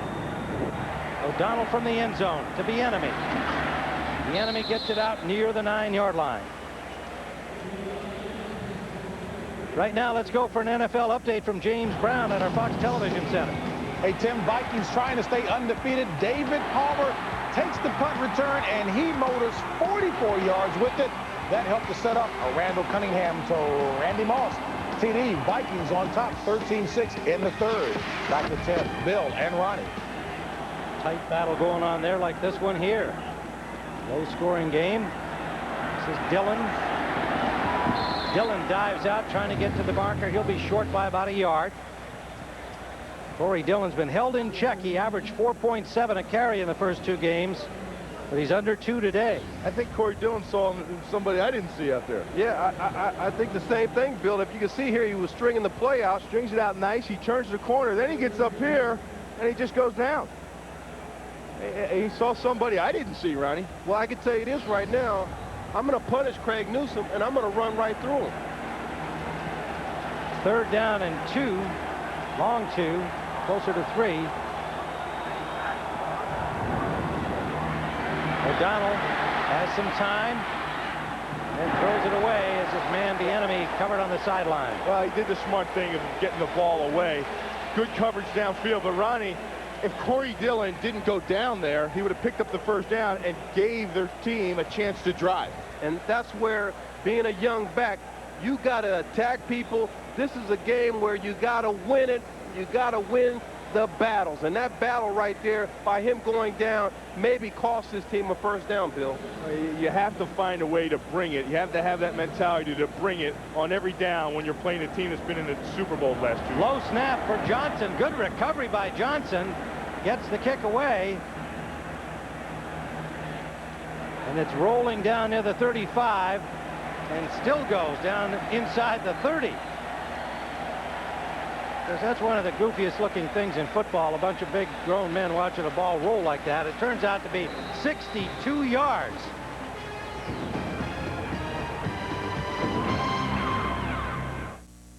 Fox NFL Sunday is brought to you by Southwest Airlines, proud sponsor of the NFL and official airline of the Super Bowl.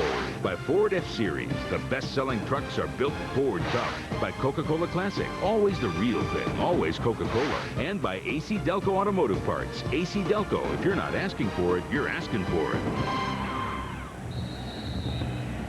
Raymond Harris has come back into the Green Bay lineup. Had no official report on what his injury was. It was favoring his leg. Remember, he's been rehabbing from a fracture from last December. Here he is carrying the ball, cutting in behind his blocker, Henderson. He gets a couple close to the 30-yard line. I think really that's one of Raymond Harris' biggest attributes is the kind of toughness he brings. And he's carried that with him. He's carried injuries. He's battled through broken bones. And he's injured out there. And he's not going to let his team down. He told Mike Holmgren he wanted the opportunity to establish himself and show that he can contribute to the Green Bay Packers. He has his chance now. He's not going to let any kind of pain stop him from doing that. 3-yard gain. 2nd and 7. Time winding down, 3rd quarter, under the 5-minute mark. Favre finds an open man. That's Freeman. And Freeman has a first down to the 45 of Cincinnati. Flag down behind the line of scrimmage. Signal is against Green Bay. 26-yard gain is going to be wiped out.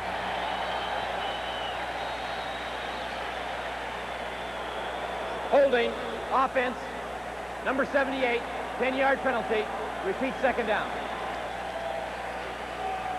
Ross Verba, number 78. Watch, he's going to be over here on Clyde Simmons. And really, Verba's done a pretty good job all day. And you can say that because you haven't heard his name called.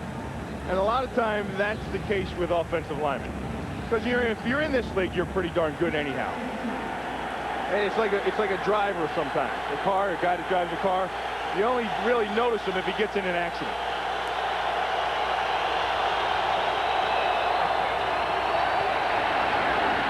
Favre for Brooks, and he picks up the first down. 20 yards on the play. You talk about the pickup of the yardage by Brooks. Watch the pickup here of the linebackers. They're both picked up. Tommy Tumulty gets picked up, then Takeo Spikes get picked up by Henderson. And what you see is a chance to make a great play here. Brooks drives down the corner. Hawkins, Mike Holmgren said, look, when I see a rookie out there, I got to test him. I got to find out what he's made of. Well, Hawkins has been battling all day, but man, when you got Brett Favre and Robert Brooks, it's tough. First down, Green Bay. This is Harris trying to get wide. Good job defensively on the corner from Sam Shade. Safety ranging over and running him down. Now, these two guys, they build this defense predicated on speed guys. You know, the middle-sized linebackers, and they can fly. You see them running all over the place. But when you get that turn of the corner, Sam Shade's the guy you have to account for. He's hovering outside on any perimeter run. Number 35 is up there around the line of scrimmage. He actually controls from hash mark to the sidelines, both sides. No gain, 2nd and 10. Quick pass, Derek Mays trying to get loose. And he has another Packer first down into Cincinnati territory close to the 49. 12 yards. And Brett Favre right there saw Sam Shade. He's been hovering around. He saw Sam Shade coming off the corner there. Brett Favre being MVP, saw it, was able to go to the weak side zone, hit the area where you got to hit. And Derek Mays, you catch the ball, you get upfield, but Brett Favre makes the play happen. I don't think this is mentally challenging enough for Favre anymore. He's got a first down pass play. It's a screen, and it's incomplete, intended for Henderson. Couldn't hold on. Well, you know, Mike Holmgren saying, you know, we don't run the screen so well. And he really did say that he didn't think that was Brett's strength passing the ball. That little touch that requires the little loops. It's nice to be able to find some tiny flaw in this quarterback. Well, it's easy to bust up the screen play when your nose tackle gets the read. He sniffs it out. He sees the back searching through there. See him grab him? That's what you're taught to do. If that back gets up in the line of scrimmage, you grab him. Don't let him get out there and catch a pass. You can do that. And Kimo, this is maybe his 17th game playing football. He didn't learn how to play football up until about 4 years ago. 2nd and 10, flag down, pass intended for Mays, incomplete. Shade on a safety blitz, but Favre so far has been able to elude the pounding in this game. He's getting that ball off quick. Every time the blitz comes, Favre is beating it by a number of things. First of all, he recognizes it quickly. Secondly, he finds the hot receiver. Illegal shift on the offense. 2 men moving, number 89, 5-yard penalty, still second down.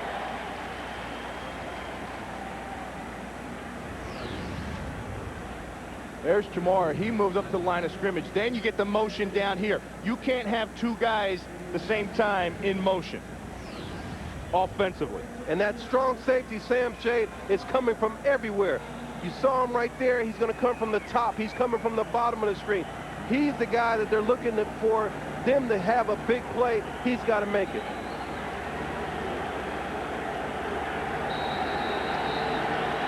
Second and 15 for the Packers, back at their 45 now.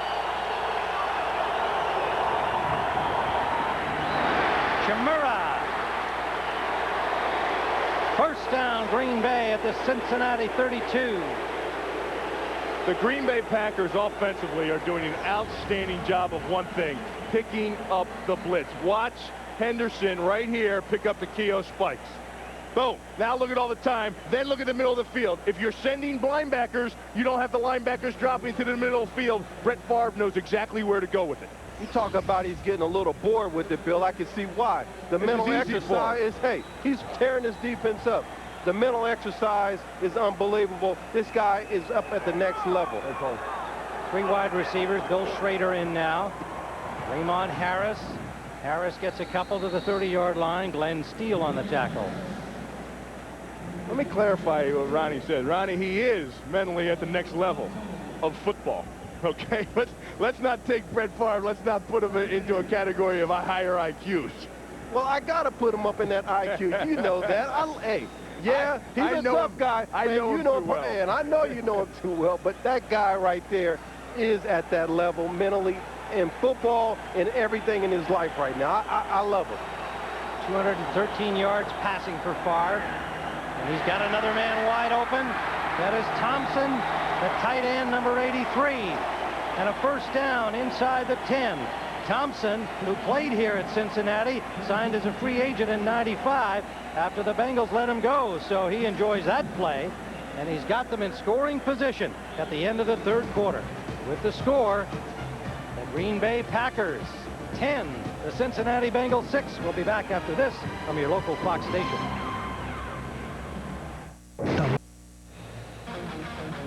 60,000 strong here in the jungle at Synergy Field in Cincinnati.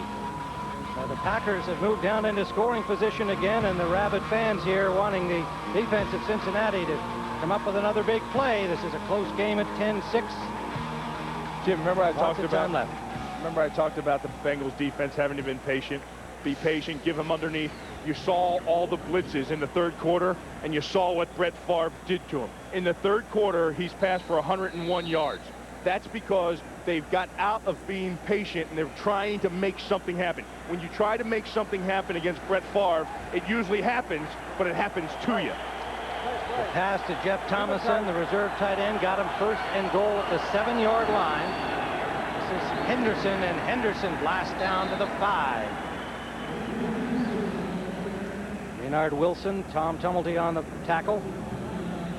Talking about what Brett Favre does with this offense and Mike Holmgren, how he operates it, Brett Favre can get the ball to everybody.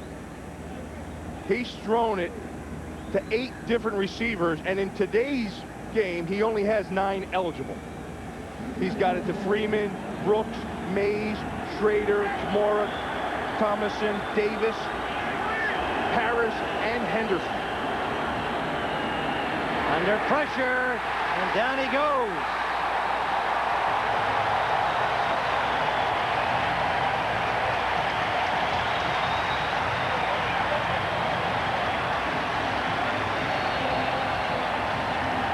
Tumulty and Thompson combining to drop him back. A big play for the Bengals. Tumulty on the blitz right up the middle. He gets around the guard, and he gets the pressure. Then Thompson, the nose tackle, comes from the other side to close that whole thing up. And what you saw there was great, tight man-to-man coverage. They gambled. They left the middle of the field open.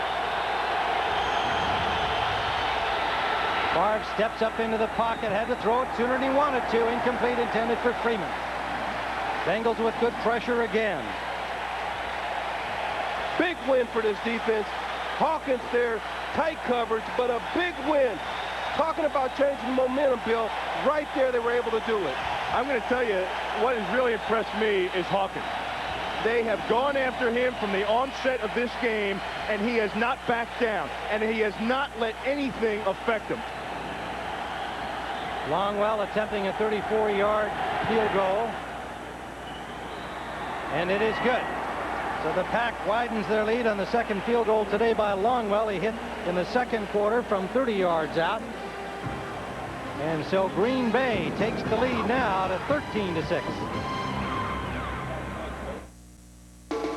Fox NFL Sunday is brought to you by Chrysler, engineered to be great cars. By Taco Bell, want some? By Pep Boys, cars like us, people love us. And by Gillette Mach3, the first triple blade razor. Brett Favre, he's been sacked only twice today, both times in the red zone, but they did get the field goal. 35 yards efficiently by Longwell. A bouncing kickoff, fielded at the 10-yard line by Tremaine Mack, and Mack gets some running room. The flag is down as he got to the 33-yard line. 23-yard return for Tremaine Mack. Mike Pryor on the hit. Flag behind the play upfield. Let's see.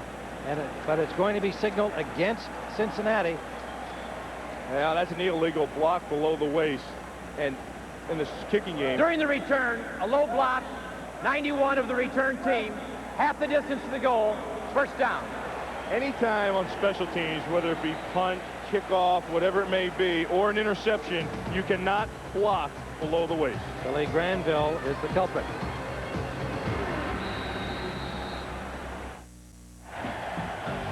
Well, here's what's on tap next week on the Fox NFL Sunday doubleheader. The NFC champion Packers, they'll be in Carolina next week. Rolled up 200 yards rushing against them when they last met last year. Then a battle of two unbeaten teams. The surprising Atlanta Falcons, they're 2-0. They'll take on the 49ers or other regional action. Coverage begins at noon Eastern, 9 a.m. Pacific on Fox. Check your local listings. I can't wait to see that game. Falcons 2-0, Chris Chandler, Steve DeBerg. Can't wait. Packers used up 6:23 off the clock on that last drive that led to the field goal. O'Donnell starting deep in his own zone again after the penalty. And he has Pickens for a first down. Bengals have started at their 3, their 5, and their 12. Let's go to James Brown for an NFL update. Things, Timmy, have tightened up. Rams and Bills. Tony Banks finds Amp Lee, 23-yard strike. He takes it in the pay dirt. Terry Bradshaw says, gosh, on third down, you got to double Amp Lee coming out of the backfield. St. Louis now within 8. Tim, Bill, and Ronnie. Shootout going on there, 28-20. O'Donnell with a first down. As Corey Dillon takes a tough hit. Got about 3. Darren Sharper coming up to hit him. Cincinnati's had displeasure in the second half of starting off in terrible field position. Their own 21, 30, they're 6, 25, and that's really been a product of their not being able to get things going. And the field position has been in the favor of the Green Bay Packers since the start of the second half. Second down and 8.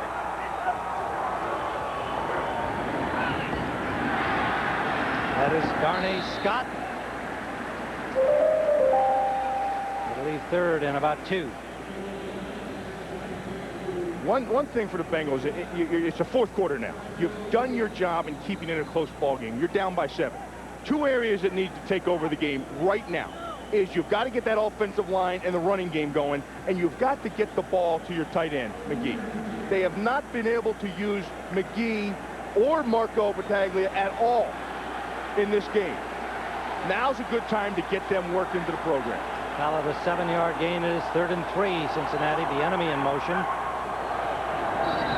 O'Donnell out quickly, intended for the tight end. It's intercepted with a flag down. Brian Williams, they call him back, and the penalty will be against the Bengals, and it occurred before play got underway. Somebody moving.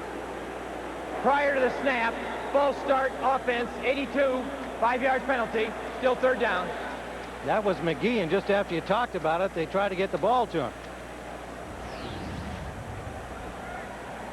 That's Battaglia and McGee right there. The two tight ends spreading out. They try to get the ball out there. But if you're wondering how come it's not an interception because it was a penalty on the offense, because the false start, that's blown dead right there. So it's not actually a play. Backs it up, third down to the 30-yard line. On the shotgun, O'Donnell. There's the release man. That's Bieniemy. Bieniemy running hard. Flipped up short of the first down. Darren Sharper. George Kuntz there. You know, this year they said that going in, Ronnie, that the flinch play up here, you're not allowed to flinch at the line of scrimmage. You're not allowed to try. See that right there? That's supposed to be a penalty this year. You're not supposed to be allowed to do that against the offense or any of the men part of the kicking team. You're not allowed to flinch at the line of scrimmage. And what you see here is a zone coverage. That's that 33 dime defense. Drop it off underneath. We'll come up and tackle you. But Neal's got to get the ball down the field. So the Bengals stopped again, and Johnson's punt comes down at the 16-yard line. Preston gets back to the 21. So Green Bay with the lead and the ball. A 47-yard punt and a 5-yard return. We return.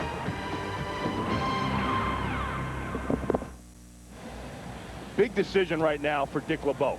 Whether to sit back and be patient and let them dink and dunk you down the field and take time off the clock, or to be aggressive and get out and risk the big play. And this guy right here, big decision on his part to run the ball. A Bill Walsh protege, you eat up clock, you conserve the ball, you don't turn it over.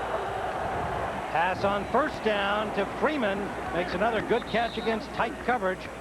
Picks up about 8. It's Artrell Hawkins, the rookie out of Cincinnati, on the coverage. Boy, I'll tell you something. Artrell Hawkins just must be in shock. He must figure, heck, I'm covering these guys I hear about that are household names as tight as I can possibly cover them, and they're making catches. Well, that's what happens when you're a rookie, and that's what you learn in the National Football League. But this kid, I give him a lot of credit. Hawkins has done an excellent job of hawking. 4 catches for 58 yards for Freeman. This is Harris. Raymond Harris has running room and a first down to the 40-yard line. Now the Packers used up 6:23 on their last drive. And it looks like that's what they're trying to do again here. They have 11:39 o'clock time to 7:45 in the second half. Ronnie, you talk about the running game and get this thing going. I want you to watch Henderson turn the corner and block Spikes. Watch him get up on Spikes. Spikes is supposed to be the linebacker who scrapes in this defense and gets over the top and gets down the line of scrimmage and meets the running back at the line of scrimmage. He didn't get there because of William Henderson. I like Henderson because he understands his role and he doesn't mind doing what he did there, Bill. Myron Bell is in for Greg Myers at safety for Cincinnati. Harris again. Same play. Same play. That time he didn't get him turned inside, but Raymond Harris read his fullback. And you didn't get him turned inside, you push him out, and Raymond Harris cuts off his tail. And what do you see there, Bill? You see shoulder pads low. You see a guy, Raymond Harris, being able to dive in, dodge out, being able to take the ball, but also getting positive yards right there at the end. We talked about what's your mindset at the end of a play, Bill. His mindset is getting extra yards. And he's got 68 yards rushing. Last week the team had only 37. That's complete to Brooks. Brooks for the first down. Robert Brooks, playing with a sore back, still comes up with key catches. We're into the fourth, 8:27 to go. And a Packer first down at the 48-yard line of Cincinnati. The Green Bay Packers like to create situations. No, I want you to watch. Here, the all-22 shot. You're going to have the motion out of the backfield. You're going to get this coming over here. Now you're going to have 1, 2, 3 receivers over here, and you're going to have weak side back here on the slant. That's what they like. They like that matchup.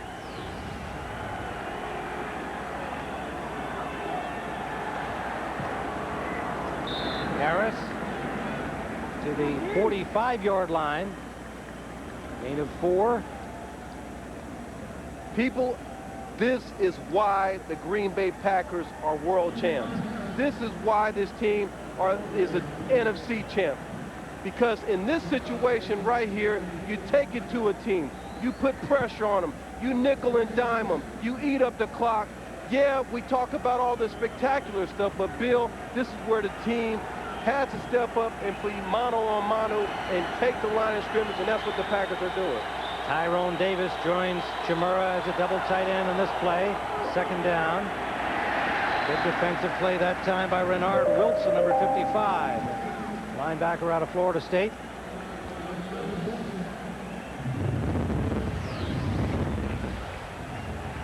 Here's Wilson, number 55. He steps inside the tight end's block, then flattens down the line of scrimmage. And the reason he's so good at that is because, like I mentioned earlier, he played that position before. Right defensive end. And he's comfortable with taking on blocks of tight ends. He understands that. Where he isn't comfortable really is in space when he's playing the linebacker position. See Green Bay getting it going here on the ground today for the first time after being last in the league through the first 2 weeks. 84 yards so far. And for the timeout called by Green Bay, we'll take ours. Well, along with that 70s show, the best night on television begins with the new World's Funniest, followed by an all-new Holding the Baby and The Simpsons season premiere.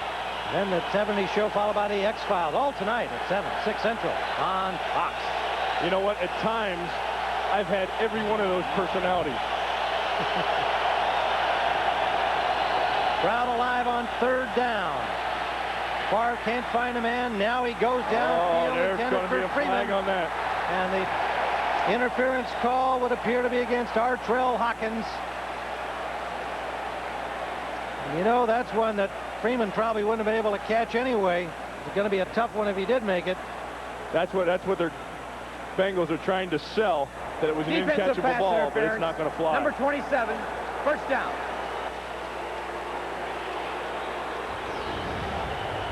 Freeman is coming down the middle of the field. Now, Brett Favre is waiting for him to come open. He's trying to buy some time. Freeman keeps working across the middle.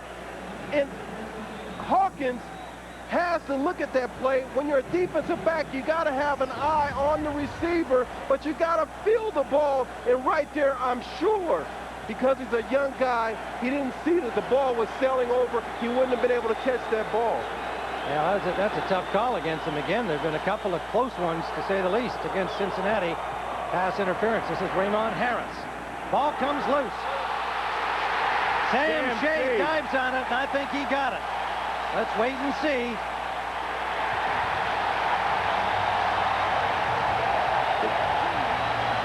Crowd says Cincinnati.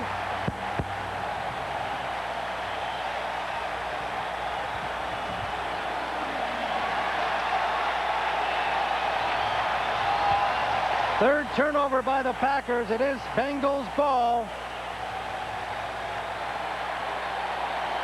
Raymond Harris has carried the ball over 600 times, and that is his 6th fumble. Mike said going into this game, that's why I want him to carry the ball. And right here, you see him trying to get up and get some yards there.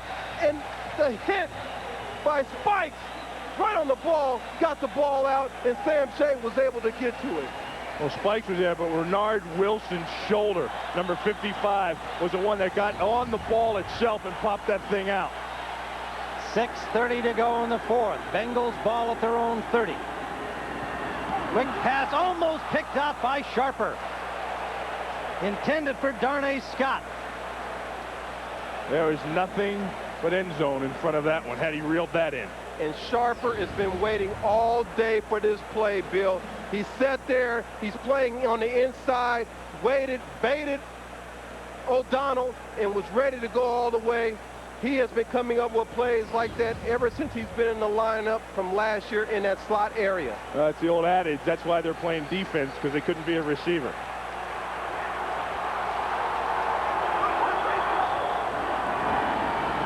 O'Donnell looked like he wanted to go deep, now running out of time, and he is dropped.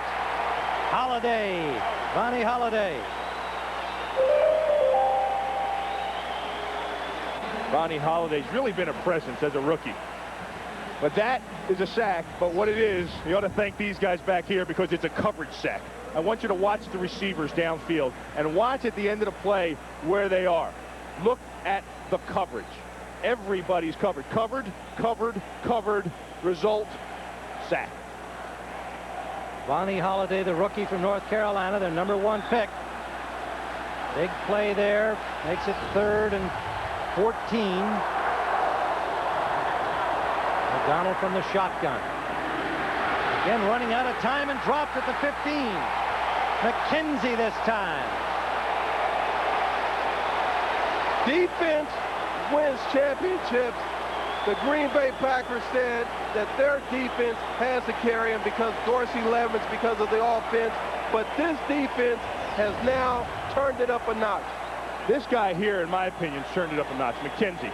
Look what he does there to Sargent, then beats the block of the enemy. It's just pursuit after. That's a will and a determination to get after the quarterback when you have a three-man rush. That was a 33-dime defense, and he fought his way through 2 blocks to get there. And guess who was there with him? Reggie White. The punt. Preston lets it roll out of bounds at the 33-yard line of Green Bay. So Reggie White picks up a half a sack. A 52-yard punt has the Packers back at their 33. Fritz Shermer said that it's the best group of defensive linemen he's had since he's been here. And the rotation has been well, too. Von Booker's had only 13. Kapersky's had 8. But those guys have made plays. Kapersky had a tackle. Von Booker's pressured the quarterback. Santana Dodson's been a force. The least amount of plays goes to Gilbert Brown. But when he's in there, he's ever dominant. It's like a garage door. First down, Green Bay from their 33-yard line. This is Harris. Harris, who fumbled to give Cincinnati their opportunity, but only fumbled 5 times in his previous 700 runs in the NFL. Let's go for an update on Mark McGwire to James Brown. Tim, Bill, and Ronnie, you know this home run swing by Mark McGwire, top of the 5th, looked like it was home run number 66, but hold on, umpire Bill Davison said no, spectator interference. Take a look, the fan caught the ball, he says, before it cleared the ball.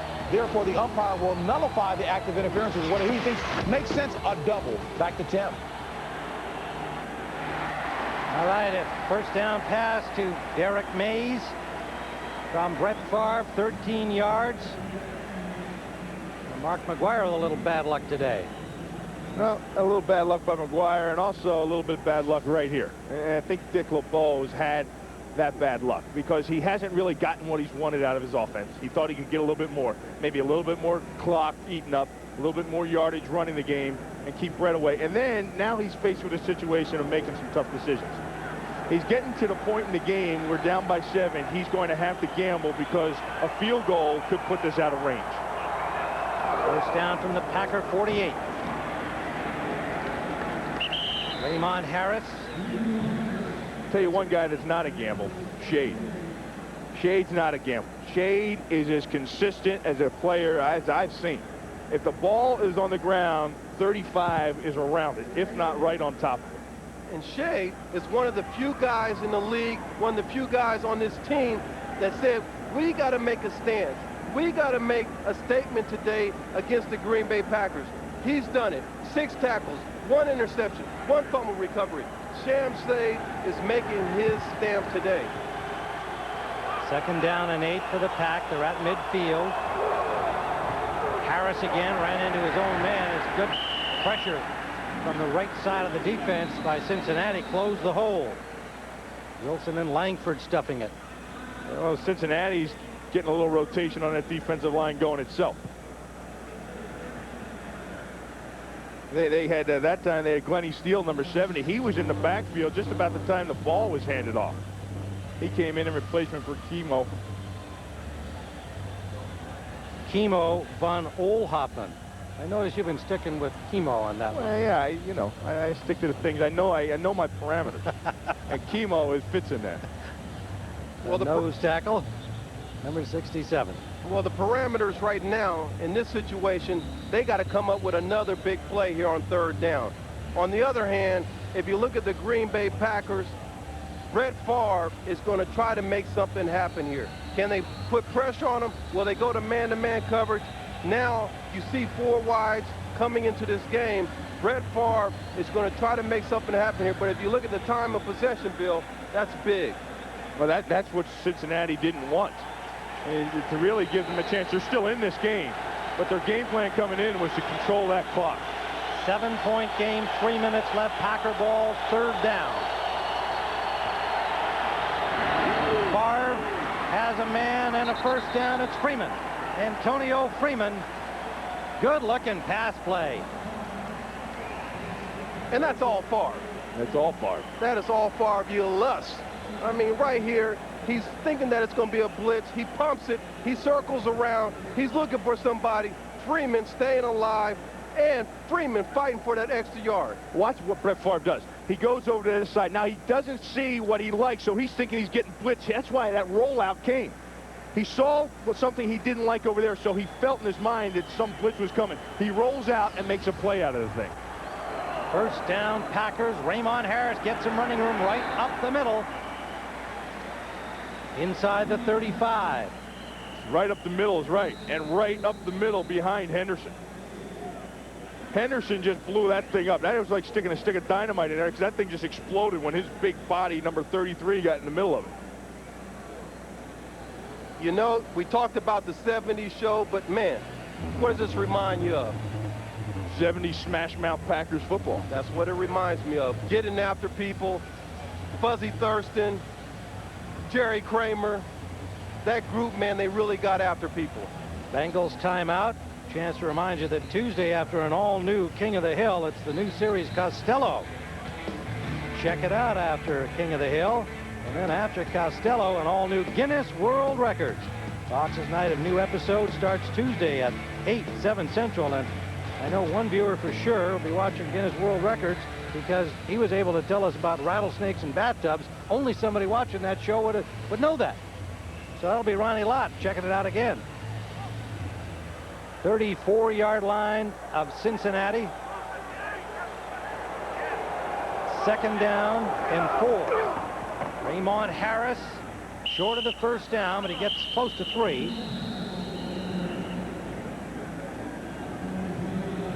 Billy Granville on the tackle. 2:04. Last timeout taken by the Bengals here with 4 seconds before the 2-minute warning. Packers up by 7. Well, that's the strategy you want. I mean, you always take a timeout defensively when you're trailing before the 2-minute play, because you want to force them to run another play. Force them to run another play to save the clock, because if you let the clock run down, now they just kill them some time. You just saved 4 seconds there. Bill, let me ask you. You're in this situation. You're the Green Bay Packers. You stick with Raymond Harris and try to get a couple of extra yards, maybe get the first down and possibly the field goal, or do you throw it? Formation will tell you that. They've got 2 backs, 2 tight ends. I believe they're going to pound it. They've got Henderson in front of Harris. 3rd and 2. Harris trying to get wide. Hawkins got a piece of him. Good job by the cornerback, and it looks like they stopped him short. Francis, the linebacker, finishing him off. Number 50, James Francis, controls the perimeter right here. He gets outside on Chimera and gets the push. Hawkins up there to tie it all up.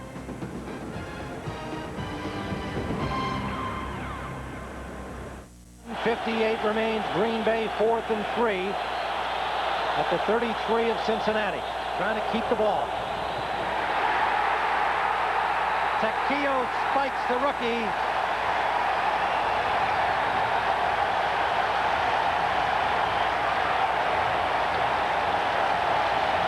What a drastic change of field position. That play by Takeo Spikes not only ended it, got the ball back for him, but look at the short field it now gave him. And what I like, this defense, Bill, now what they need something from their offense.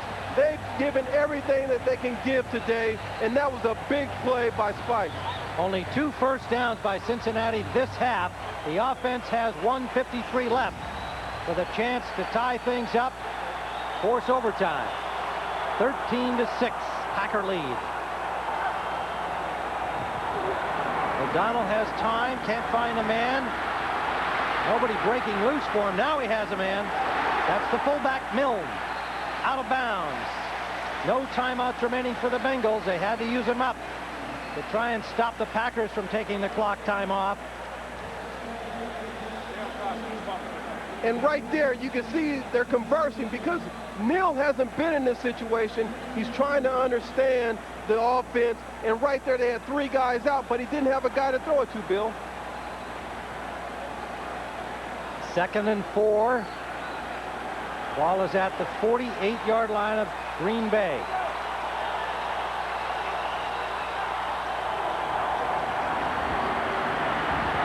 O'Donnell going to the short man, and Scott unable to hold on. Took a whack from Butler after the ball had already gone by. 3rd down and 4. With a 33 look that they've been giving them on the last 2 plays, there's something there for them underneath. It's 3rd and 4. You want to keep this thing moving. You need a touchdown here, not a field goal. O'Donnell 16 of 28, 151 yards. Numbers mean nothing right now. He needs to move the ball into the end zone. 135. Good coverage downfield. He goes deep sideline, had to throw it away. Excellent coverage by the Packers secondary. Fans booing, but really he's had nobody to throw to. Well, you look downfield. Take a look at Willie Jackson down here. He's going to get you open for a second, but there's really not, because see right here, he's hovering in front of him. So the coverage downfield has been enough to force that right there.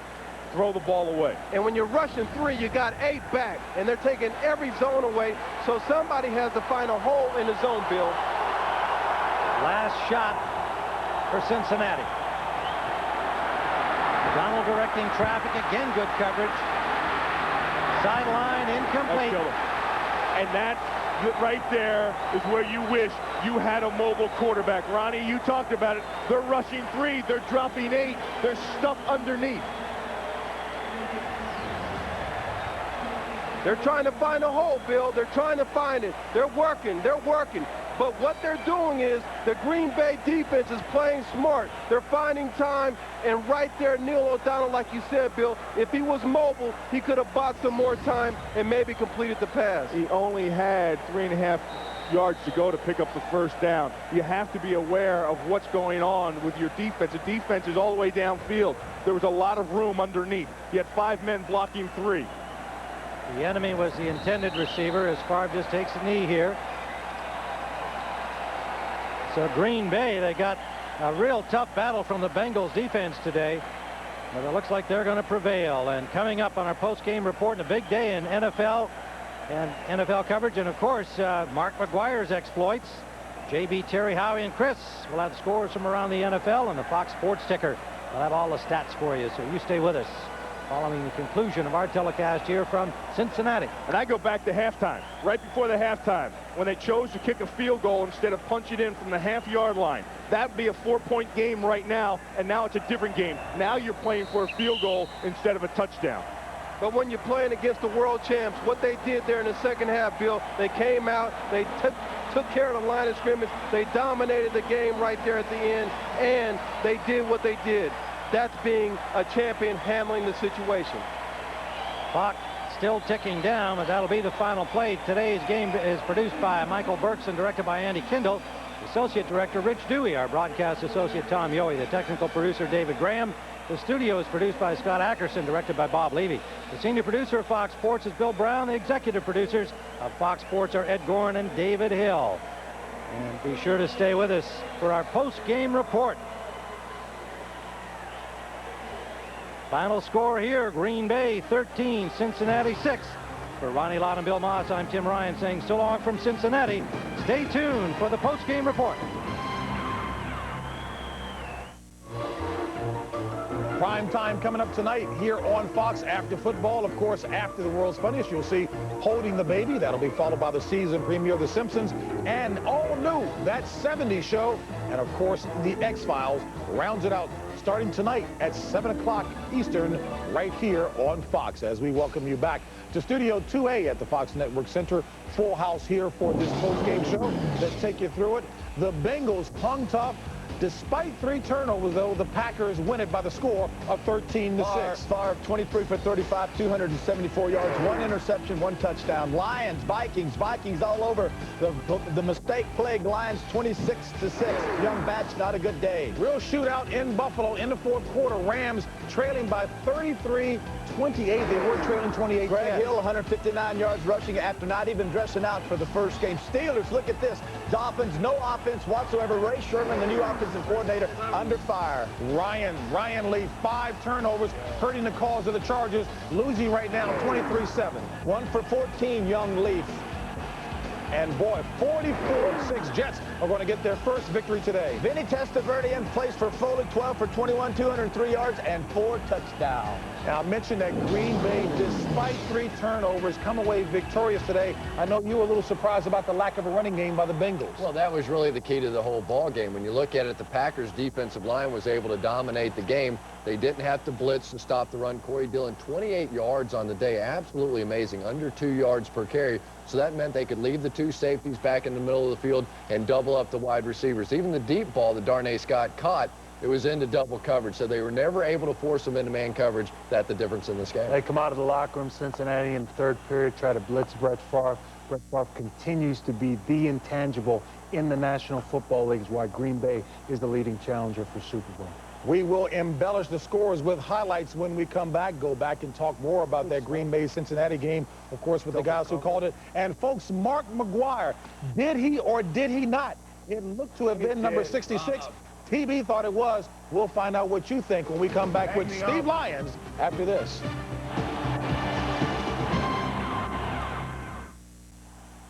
Back here on our new and improved football field, full house, and folks, you know it's special when Steve Lyons, they have referred to him as the bitter baseball player, but he's not bitter. He's here to talk about what you folks will get a look at now to determine, was this number 66 by Mark McGwire? Take a look at Mark McGwire, top of the 5th inning against Milwaukee. You know that home run swing. Steve, what did you think? Okay, that was the first one. That was number 65. No doubt about that one. No doubt about that one. Now we come up to talk about number 66. Why don't you walk us through it? Well, here's McGwire again at the plate, and he hits a ball. This is not a typical home run for McGwire because he usually hits them 50 rows back. Really close to the railing here. The ruling is fan interference, not a ground rule double. Anytime a fan interferes with the ball, the umpire has the choice as to what he does here. I think the fan's momentum carried him over the line. There's a railing in County Stadium. He caught the ball. He was rushing towards the fence. He caught the ball, carried him over the fence. I just think it's a tough call. It's a lot easier call in this situation with Mark McGwire to call it a home run. No one complains. Even Marquise Grissom, the center fielder, he didn't complain about it being a home run or not a home run, and it's an easier call to make it that way. If you call it not a home run, now everybody, including me and all you guys, are going to jump on this guy. The game doesn't mean anything. There's no playoff ramifications. Why take one away from the guy that close? 66 home runs we're talking about. We're talking about the guy who's hit more home runs than anybody else ever in the history of the game. You got to ring it up. Could the commissioner change it? He cannot change it because what should have happened is the umpires should have gotten together. Now, I'm a big supporter of the umpires. I think they do a great job, but they should have gotten together and made the call. Another umpire should have said, hey, maybe I had a better view of this. The important thing is to make sure you get the call right. But after the call is made and after the play is made, you cannot go back and change it later on. Big Boy coaches Little League Baseball. Yes, he does. Did you talk to him about Terry's call of home run number 65? That's that slider from the right-hander that broke to the inside on the right. Yeah, the slider that broke that way. That's a backward slider. That's a nasty pitch. Hey, what was this a few years ago where the kid caught one in Yankee Stadium? Shades of Jeffrey Mayer. An opposite situation. He leaned over clearly and caught a home run ball. They said it was a home run ball. The Yankees went on to win that game. The Yankees went on to go ahead and win that series. It really changed the face of the playoffs because I think Baltimore would have gone up 2-0, and I think Baltimore may have been in the World Series instead of the Yankees. As close as this home run chase is, that could prove to be significant. Mark McGwire has 6 games after today, so 5. Sammy's in the middle of a rain delay right now with the Cubs, so that could be a major difference. Mark McGwire certainly putting another surge on. That could have been 66. Sammy only has 63 right now. But if Sammy gets closer, like he always has during the year, we're going to talk more and more about this controversial call. The big thing is with Sammy, and specifically in terms of the rain delay, is they make up those rain delay games because they're in a pennant chase. they don't make up the Cardinal games because they're not independent. It won't necessarily make up those games at the Cardinals. Wow, look at it. Was that impressive? I thought I had Hey, you know what? I thought I had a good question. Steve Lyons working 5 jobs. We called him over here. He came in 30 seconds. He was here. He rode over in his Porsche. You know what's funny is you guys look bigger on TV. All right. More baseball coming your way. As a matter of fact, a couple of other scores. Steve Lyons has already talked about exactly what's taking place. Of course, the Reds Cubs, no score. That's because they're in a rain delay right now, so we're going to have to wait and see what happens there, whether or not they get that ball game in after the tremendous ceremony. The Mets, this is a big game for the Mets. They could go 1-up on the Cubs if they win this one. Of course, the lowly Marlins in town. 4-0 is the score right now in the bottom of the 8th. Yeah, came back. Of course, that was my voice. Steve Lyons' lips were just moving there. I was all over top of that, folks. We've got more football coming your way when we come back to the Fox Network Center. Meanwhile, Steve Lyons heading back to work his other 4 jobs. This was the 5th one. Thank you very much, Steve. Baseball next week on Fox will be coming your way. New York Mets, of course, Independent Chase, taking on the Atlanta Braves, 12:30 Eastern. And then others we'll see later, Chicago taking on Houston, all next week right here on Fox. As we welcome you back inside now to talk a little football, Chris, Howie, Terry, yours truly, JB, let's get you caught up. Green Bay Packers hold on for a 13-6 victory despite 3 turnovers. Raymond Harrison, after the first 2 weeks, gets the start today, but it's Favre down to the right sideline. Blitz, man-to-man coverage. Robert Brooks, 16-yard touchdown, 7-3 Green Bay. Then Favre hits Freeman, slant route, inside the corner, inside the safety. He can get over 29-yard gain, sets up a 30-yard Ryan Longwell field goal, 10-3. Then in comes Blake for the option at the goal line. He is stopped by Brian Williams and Vonnie Holiday. Wow, 19-yard field goal. There you have the score, 10-6. And then on 3rd and 14, Nino Dollar goes back, rolls right, is dumped by McKenzie and Reggie White. And there's your final, 13-6. Despite 3 turnovers by the Packers, they still beat the Bengals. The Packers' first victory ever in Cincinnati. That one 13-6. Rookie quarterback Batch back. Drops the ball off, screen to Barry Sanders. Smart move early for help the young quarterback out. Now, score at this point, 3-0. Cunningham finds Randy Moss at the back of the end zone. 5-yard touchdown reception, 13-6 Minnesota. And then Batch finds Pete Karapuiski. Help me, somebody, please. Good name. Ed McDaniel strips the ball, recovers the ball, and eventually led to a field goal, 19-6. Now Batch, he hits this guy, Pete, again. I'm not going to try the last name, but Ed McDaniel strips the ball and recovers, and this also leads to a field goal, 19-6, Vikings. Now Batch, there, handoff, around the left side, Leroy Horde, he will take 11 yards. Vikings all over Detroit. Detroit today also with 3 turnovers. Young Batch at quarterback had a tough day, 26-6.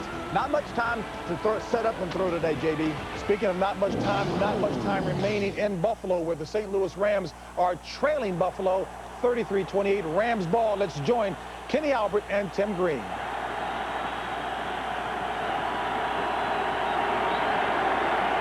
Tony Banks on 2nd down, a shovel pass, Antley inside the 5, hurdles down to the 2-yard line. What a great effort and a beautiful block by Fred Miller. Under a minute remaining, Rams trailing the Bills by 5. Kenny Albert with Tim Green. It's been a wild game here at Orchard Park. Both teams 0-2. Rams without their leading receiver, Isaac Bruce, as well as Greg Hill, who's rushed for 158 yards today. He is injured. 1st and goal from the Buffalo 2. Clock running out, 31 seconds. Rams with only 1 timeout left. Gerald Moore, and he is wrapped up. And the Rams call their final timeout with 22 seconds to play. Isn't it appropriate that Bruce Smith makes this play to make it even harder for the Rams? We saw him earlier in the game. The Buffalo Bills with some excellent goal line stands in the red zone. Earlier in the game, Bruce Smith with a big sack. Watch him here. When he gets on the end, he's dangerous. Somebody's got to account for this guy. It's just that great upfield speed. Again, he's playing with bone-on-bone injury in his knee. No timeouts remaining for the St. Louis Rams. They trail by 5. They've lost each of their first 2 games by a touchdown, while the Bills have fallen short twice on the road. And the Rams, again, without Isaac Bruce, from the start of today, and they lost Greg Hill, who was spectacular running the football. This thing right now is in the hands of Tony Banks. 22 seconds remaining. Second and goal from the 4. Banks rolling right. Looking end zone, throws it away. Flag. All right, 33-28, folks. You remember last week, that is, St. Louis was going for the tie against Minnesota, got stopped at the 1-inch line. Let's find out what happens here. Holding against the Bills. With 17 seconds, that almost does nothing for you. Number 27's defense. Penalty would be half the distance to the goal. Automatic. First down. Cat Urban. It gets you a little closer, but you really can't take a chance of running the football down here. With 17 seconds, the most you're going to get at best are 3 passes. There it is. There's the grab right there by Ken Urban. A grab and a double. They got a double grab on that. First and goal from the Bills. 2. Play action. Banks inside the 5. He has the touchdown. He fell 1 yard short last week. This time he's got it. Unbelievable play. What a great effort by Tony Banks. And a nice job by his line up front. They held their blocks. They kept their blocks. Banks saw he had no receivers. He took it into his own hands. As you said, same thing last week, only he came really a foot short of the goal line. Look at this here. Bruce Smith comes to the outside, forces Banks up into the center, and it's just his great athleticism that gets him this touchdown. Look at and then the spike between the legs. A happy moment for Tony Banks, who really struggled early in the game. He started this game out completing only 5 of 15 passes.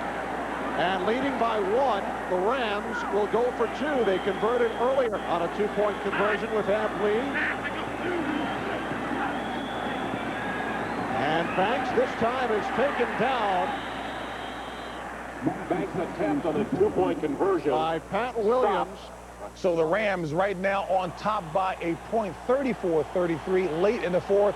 Looks like they may be victorious, and as you heard the announcers mention, last week Banks was going for the tie against Minnesota and actually stopped at the 1-inch line. Let me come to my guys. Terry, you were screaming with that first formation that St. Louis was running, saying, no, not that one. Why not? Well, if you spread them all the way out, you have one guy in the backfield. If you have to hold the ball at all, they're going to blitz you down there. You're going to get sacked. Unfortunately for the Rams, they got a holding call. But if you go too tight... And that's when you said, yes, that's the formation. Now you cross, you pick people down in there when you're real tight. And then if you get pressure, you step up, and it's man coverage. You saw what Banks did. He scrambles right on into the end zone. I don't know. You know, as a defender, I've always felt that was an effective formation, especially with a mobile quarterback. And the other thing that allows a quarterback to do, correct me if I'm wrong, but you're able to see who's coming on the blitz because everything is so spread out. You have to really commit to the blitz. People cheat in, they step in a little bit, they kind of edge in a little bit, you can see it and you make the play. Is that it's so quick down there, you only have like 9 yards. You got 9 yards, you got 10 yards in the end zone. It is so quick. If you make a bad read, you are history, especially when you're trying to win the game. But I'll tell you, with John Elway or someone like that, yeah, it's a good position, though, for St. Louis, especially after the team meeting. But you saw what the rollout did. He bought so much time, Tony Banks did out there, that it forced the defensive back into a situation where you had to hold. When any time a defensive back has to cover for 6, 7, 8 seconds, he starts getting desperate, grabbing on, got the penalty. That was the difference in the game. Watch, here's what we were talking about as far as last week was concerned when Tony Banks was going for the tie against Minnesota. Banks out of the shotgun, sets up, notices, holds it, then scrambles for the end zone. Now he'll lunge down to the one-foot line, but notice the clock out. Didn't come up. Now notice he didn't even make an attempt to call the timeout. Same thing, now out of the tight eye right. Now crossing routes wide open. Look at the back, wide open in the end zone. I like the tight formation down there because it's easier to pick. And of course, he was out of timeouts last week, and he was stopped right there at the 1-inch line. Wow, what an impressive victory. And again, I know you guys were talking about Chicago during the pregame show about how Wannstedt liked how the squad was playing, although 0-2. Vermeil's got to like what he's seeing in his guys as well because they have hung tough each week. Yeah, well, the thing you got to like about the Rams is, my gosh, they didn't quit. I think any coach, Howie and Chris, want to see the effort. And if you're given effort, then you're going to improve week in and week out. And I think Banks has given effort. That entire offense has given effort. You saw it last week against the Vikings, and then certainly you saw it today as it looks like they're going to take care of the Bills. And plus, it was such an important week this week for St. Louis. From the standpoint, you're looking at a football team. There was sort of an insurrection on that team this past week. The players came up, said, we don't like your... One of those things, too. So we didn't like all the practice, didn't like the long way that things were going on. So he went to the coach. He changed. He made the decision to go with the players. Probably very tough for Dick Vermeil because he believes in those long practices. They go to Buffalo, come away with the win. Now that group comes back together. Very important day for this bunch. That's always been the big question in St. Louis from the get-go is Dick Vermeil and that staff. It's an older staff. I think it's the oldest staff in the league, if not the oldest, the second to the oldest. Would they be able to adjust and identify with the younger players? Last week was a big week, as Chris pointed out, and it takes a big man to kind of make concessions, as Dick Vermeil did this week. The team responded. And you know if they cut those practices back, those players are going to go out there and pour it on. Well, you don't play bad. See, Coach, drop another 15 minutes off the practice this week. We'll win again. There was no kind of insurrection. There was about to be a mutiny big time there for sure. Insurrection, that sounds painful. Just, you got to go along with it. It's Harvard, man. Just go along with it like you know. But where'd he get that? He got it from him before we went on the air. His wife's smart. See, that's the thing. His wife's a lawyer. Yeah, I know. Lawyer as well. We're both picking it up at home. All right, folks, we've got a lot more of this coming as well. But I can't leave this. I can't leave this. Chicago 0-2. Cincinnati is what now, 1-2? Yeah, but they're a good solid 1-2. Good what? A good solid 1-2. They lose to Green Bay. That's all right. I actually said they would win that game today. I thought they would. They didn't play well at all. I suckered you right into that, didn't I? I thought Chris might be a little stronger on that, just as he was about Miami and Pittsburgh, you know. Well, Howie said it best. You chunk a bunch on that wall. Something's going to stick. Something's going to stick. Oh. We'll find out what didn't stick for Chris Collinsworth when we come back as we bring you highlights to support the scores. Howie was all over it. We've got more after this.